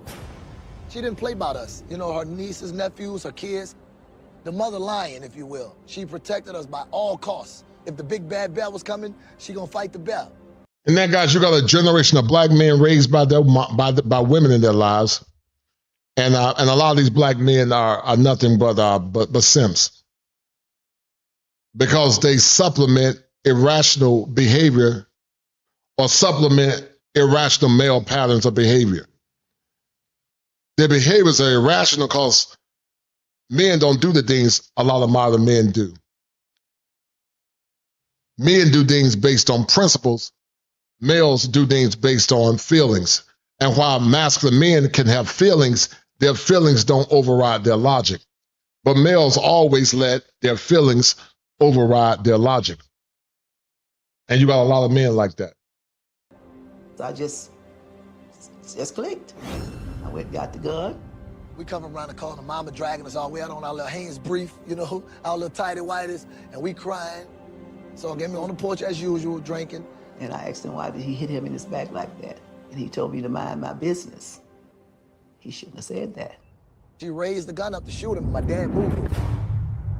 That was so scary because I looked at my mom like, Jesus, you know, mom was just about to shoot Uncle Emmett, you know?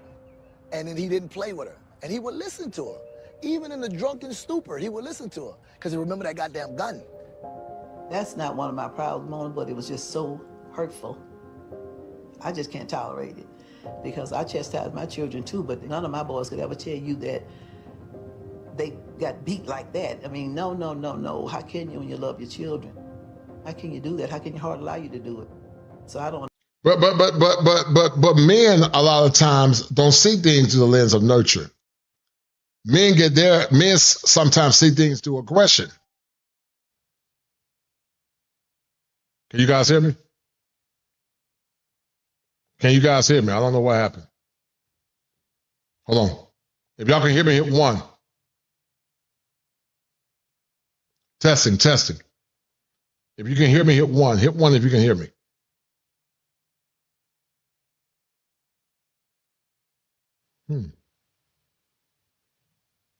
Don't know what happened.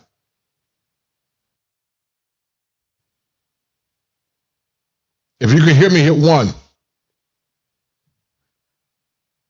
Understand that, but it's not for me to understand. Testing.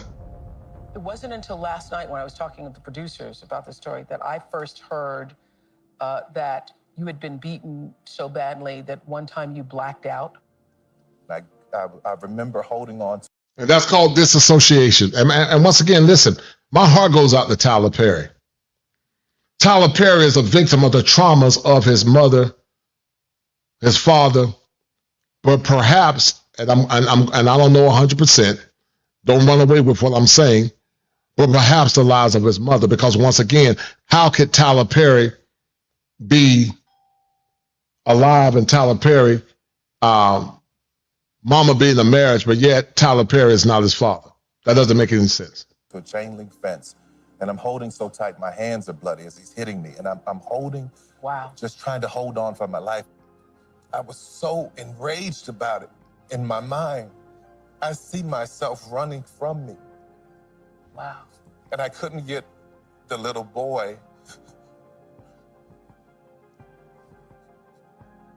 I couldn't get the little boy to come back to me. I couldn't get myself to come back to me.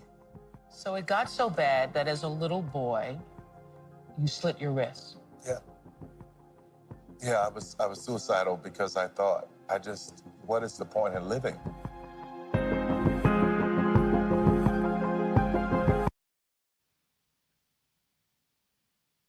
And once again, guys, that happens to a lot of men. That happens to a lot of men.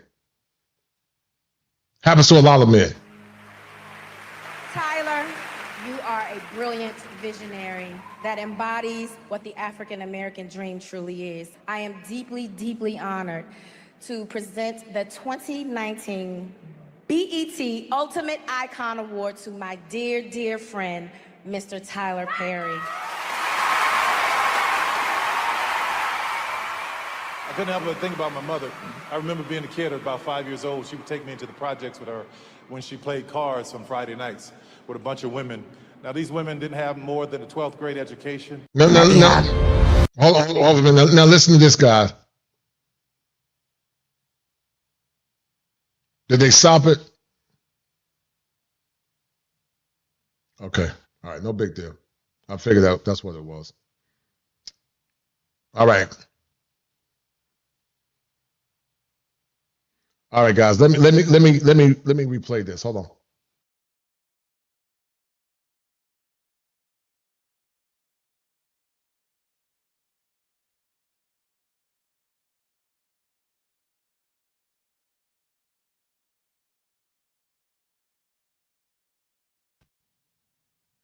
Yeah, I'm not gonna end it. Hold on, guys.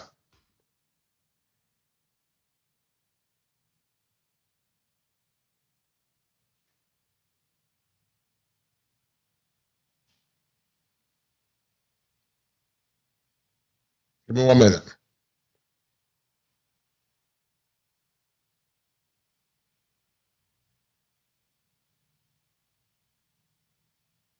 Give me 1 minute.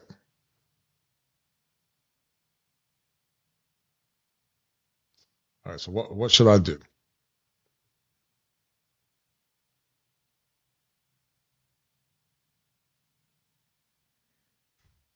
All right.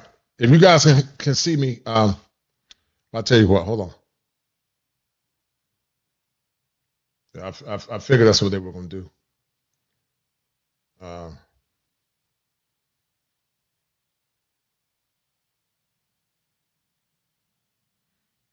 right.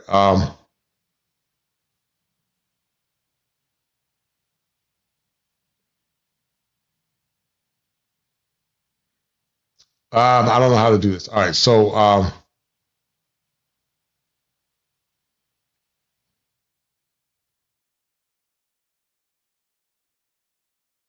can y'all see me? All right. So this is what we're going to do. It appears the stream is okay. It's running. So this is what we'll do. I'm back. All right, good.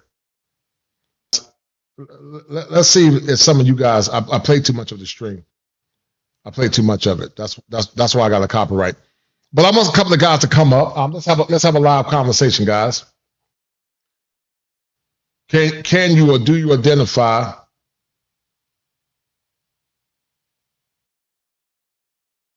Can you or do you identify? Do you identify with some of the talking points of Tyler Perry? Let's have a live conversation, guys. Because I realized that's what it was. I played too much of it. When you're taking these clips, you can't play too much of it. They give you a copyright strike. So that's on me. But do you guys identify with some of the talking points of Tyler Perry? Have you been through it? The link has been dropped. The link has been dropped, guys. So I'm gonna leave the link if you guys want to come through. And that's on me. If you identify with some of his talking points, have you been violated? Have you been minimized as a man? Hit the link. Love this horrible person, right? You and Dad are not close, us. No, not at all. Haven't talked to him in probably 11 years. Okay. But he gets a check every month, brand new house, He'll take brand care new of car. Absolutely, because my mother asked me to. So, I gave him what he gave me. We were never hungry. There was always food in the house, and the lights were always on. Okay. So I make sure he have that, right? Okay. But he's missing the best part, which is a relationship with me. Yeah, that's what I'm saying. Coming to try and talk to his daddy, man. That's all it was. Well, I didn't mean no harm, baby. You don't be like that. You heard me? You heard me, Uncle Emmett? Uncle Emmett.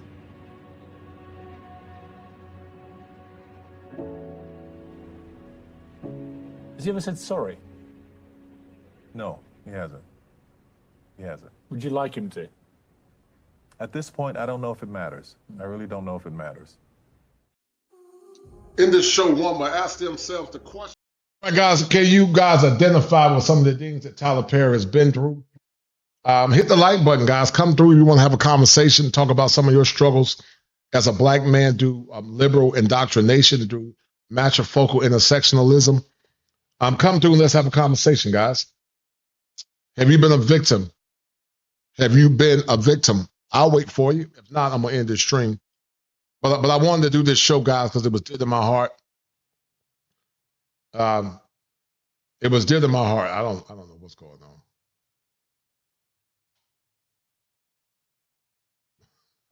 I know they're not doing this again.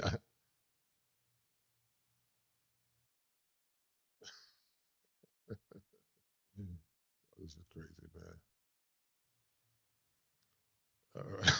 All right. They're going to suspend the stream again. All right. They're going to suspend it again, guys. All right. Let me refresh this.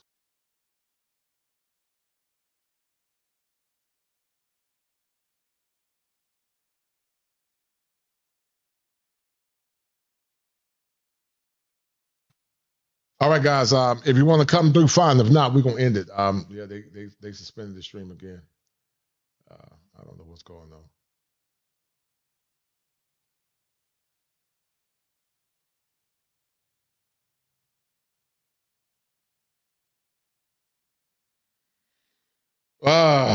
All right.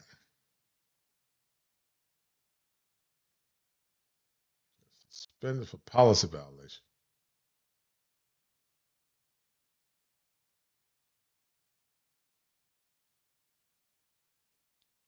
Can y'all hear me? This is crazy, man.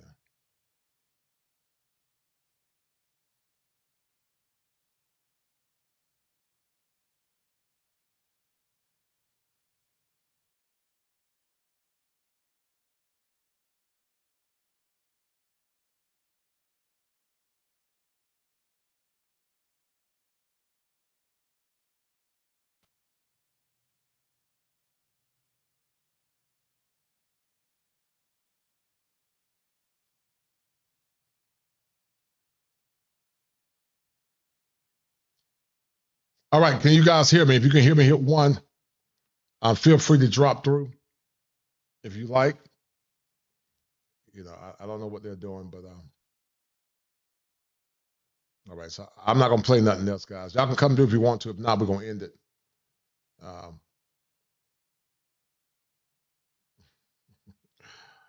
right. But anyway, listen. Thank you for everyone that donated. Thank you to Gregory Scott and be the #1 sponsor, followed by the International Quiet Storm and Sister Bashua. Thank you guys for showing some love and supporting the stream. We're going to end it here, guys. I think we'll end it here. If you guys don't want to come through, I dropped the link, but if you don't want to come through, I understand. But the topic was on matrifocal intersectionalism. That was the topic of the stream. Matrifocal intersectionalism. And I think we'll end it here. But I did make a mistake. I played too much up. I should have just stopped.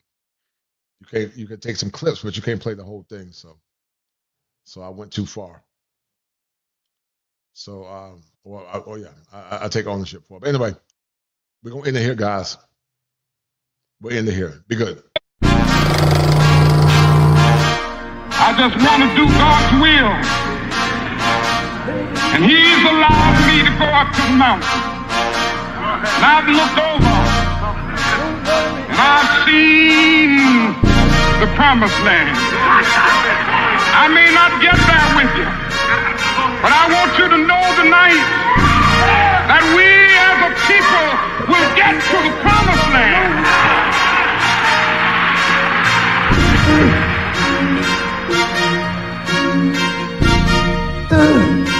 To exclusively marry black men. We are in the middle of a crisis. Black men are in crisis. And anybody who denies that black men are in crisis is ignoring the data, the science, the research, the statistics.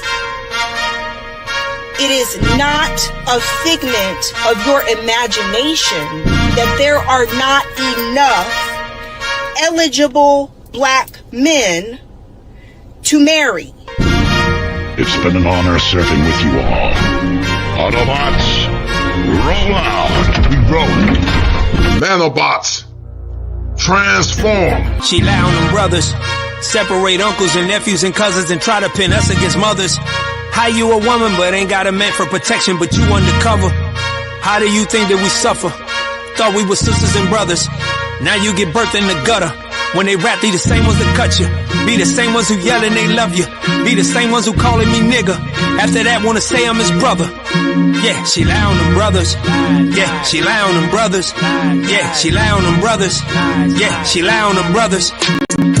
So all going on in your man, you don't get it. And using your women as splitters, then hit us. Put you in place and our family ruined. Target your boys, you don't see what they doing. We gotta beat them, you wanna join them, we just leave them. Your feminist feminism, more like treason. Politics, you don't even follow leaders. First is master, probably cause of your Jesus.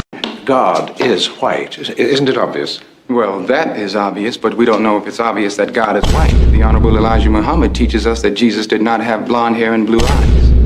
The Honorable Elijah Muhammad teaches us that the images of Jesus that are on prison walls and churches throughout the world are not historically correct, because history teaches us that Jesus was born in a region where the people had color. There's proof in the very Bible that you ask us to read in Revelation, 1st chapter, verse 14 and 15, that Jesus had hair like wool and feet the color of brass. Just what are you saying? I'm not saying anything. I'm proving to you that Jesus was not, and I might quote one of our Indian brothers, he was not a pale-face. This would have been a dick, you didn't believe it. You reap the benefits from your achievements. Penitentiary, all we get is to eat it. But God on our side, baby, we gon' beat it. She lie on them brothers. She lie on them brothers. I've been on you. I'm the biggest, baddest. Separate uncles and nephews and cousins and try to pin us against mothers. How you a woman but ain't got a man for protection, but you undercover? How do you think that we suffer? Thought we were sisters and brothers. Now you get birthed in the gutter. When they rap, be the same ones that cut you. Be the same ones who yelling they love you. Be the same ones who calling me nigga. After that, wanna say I'm his brother. She lie on the brothers. She lie on the brothers. She lie on the brothers. She lie on the brothers. She lie on the brothers. She lie on the brothers. She lie on the brothers. She lie on the brothers. Breaking all these black men with what? And they don't give a fuck. Yeah, this man hit me with fucking grabbed a rock and he hit me in my fucking face because I would have given him my number. And all y'all just fucking watch. You don't see that shit? You don't see that shit? What y'all do? I want y'all to be a man. I want y'all to be a man and fucking do something. Y'all gonna let a man hit me in my face. Roll out, transformer, roll out, transformer, roll out, transformer, roll out, transformer, roll out, transformer, roll out, transformer, roll out, transformer, roll out, transformer, roll out, transformer, roll out, transformer, roll out.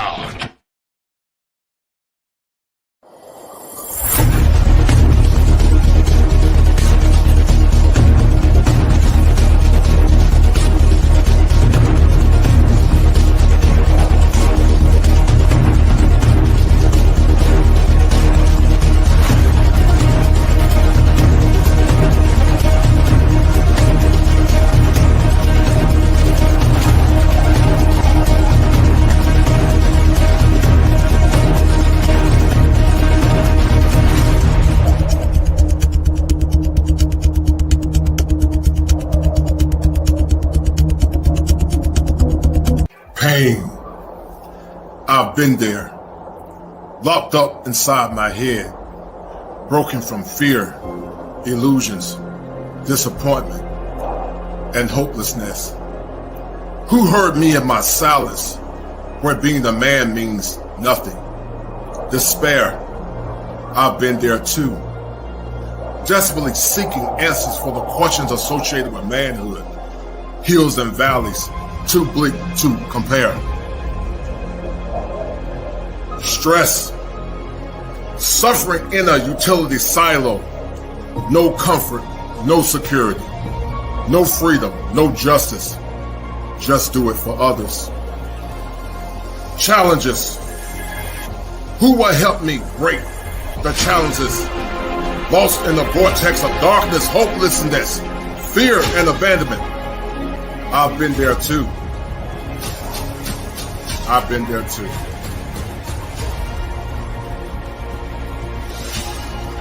Take the next step to your destiny. Join me in this fight. Walk forward. Deep breaths. Head held high, men. Come join me, men, in the winds of time. Stories, hopes, visions, purified in the fire. I'm not a superhero, and I'm not the Reverend Knight. I'm here to help you. Join me then in this fight.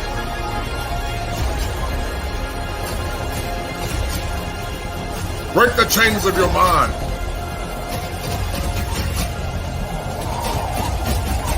Let's do it now. For now is all we have. Fire. The kosher clinician. Put chain on the balls on my mom. They be broken balls. Kill some of my mom. Bro, they back me look like that's on my monkey. That's on my monkey. That's on my. Are you a victim of brokenness and despair? A broken man is a hopeless man, and a hopeless man is a very dangerous man. Many times, many of you young men that are listening come from homes that are very toxic and very dysfunctional. And because of that, many of you have deferred your power in many ways to the point it's led over into your social life and many times led over into your relationships. If you guys are dealing with mental health pathologies, conscious and unconscious, come see me at kosherclinician@gmail.com. It's important that you deal with your mental health in order to be a better person for yourself, your loved ones, and also your community. But because mental health is often stigmatized, many of you often suffer in silence. Don't be a victim in silence. And see me once again at kosherclinician@gmail.com. And I need you guys to remember this. If it ain't 7, it ain't kosher. If it ain't kosher, it ain't right. There are 7 steps that a man must go through in order to become an optimized male. And male mental health is one of those elements that's paramount to the functioning of a man. It's a hard thing to admit, but it's understandable why they would choose to go their own way. And that's what's scary, is there's actually a rational reason why they would do that. Men going their own way. And you can think what you want about it, but this is a really big problem for women, for us, for our future, for families, for you to find a partner. If a population of good men are walking away because they're fed up with women. If you're being told all your life that you are bad and wrong just for being a man, and that you have toxic masculinity for being a man, and that, women, there's this famous expression that, a woman needs a man just like a fish needs a bicycle. And that men are basically useless. And that men are terrible, and that, women are superior. Our society is very callous towards men. The only message most men hear in the world is that they're a bumbling buffoon. The TV shows are full of idiot men. Commercials show men as buffoons. The society is against them. All they hear about is what idiots men are. It's the mass of women that are taking over the culture and representing women. They're loud. They're mean. They say they want equality. Why are they not protesting in the streets for the changing the laws for alimony or child support or child custody? Because they don't want equality. They want superiority. The male gender has more of a slave state, and it's because men are now subjugated to the law and to women, and nobody really believes it, except the men who go through, say, the court. But most men think that they're exempt from that until they end up in a bad situation. So for a lot of the men, and a lot of them have gotten screwed over in terrible relationships and divorces and gotten their kids taken away from them. So it's an understandable response. In the United States of America, as a man, you can't speak up. I think most women tend to be I'm stereotyping, but they tend to be more collectivist. They tend to sort of be more in that socialist mindset. So I don't know that you're going to see a huge change. I think the change will have to come from men. The lives of women will not change until the men get the opportunity to also examine and define and change their lives. In many ways, I sometimes think that the 20th century was the century where the women made all these massive changes, and the 21st century will be the changes that the men will make, partly in adaptation to the changes that the women have done. And those men are doing something about it. They're saying, you know what, I'm done with this. I'm not getting married, or I'm divorced. They don't sit around just trying to live their life through women. They actually have lots of hobbies. They go out, they buy that land you were talking about. They're out there getting motorcycles. They're having a good time, and they're enjoying life without having to deal with the stress of the women and the society that tells them they have to have a woman in their life. How would you feel? I mean, you're not going to feel that attracted to a woman or care to be loving towards her or romantic towards her. So this men going their own way is a reaction to that. I really think it's a rational reaction to that. Men are finally like, hey, We've given you all you want. You know, you are equal in every way, and then you're still shaming us.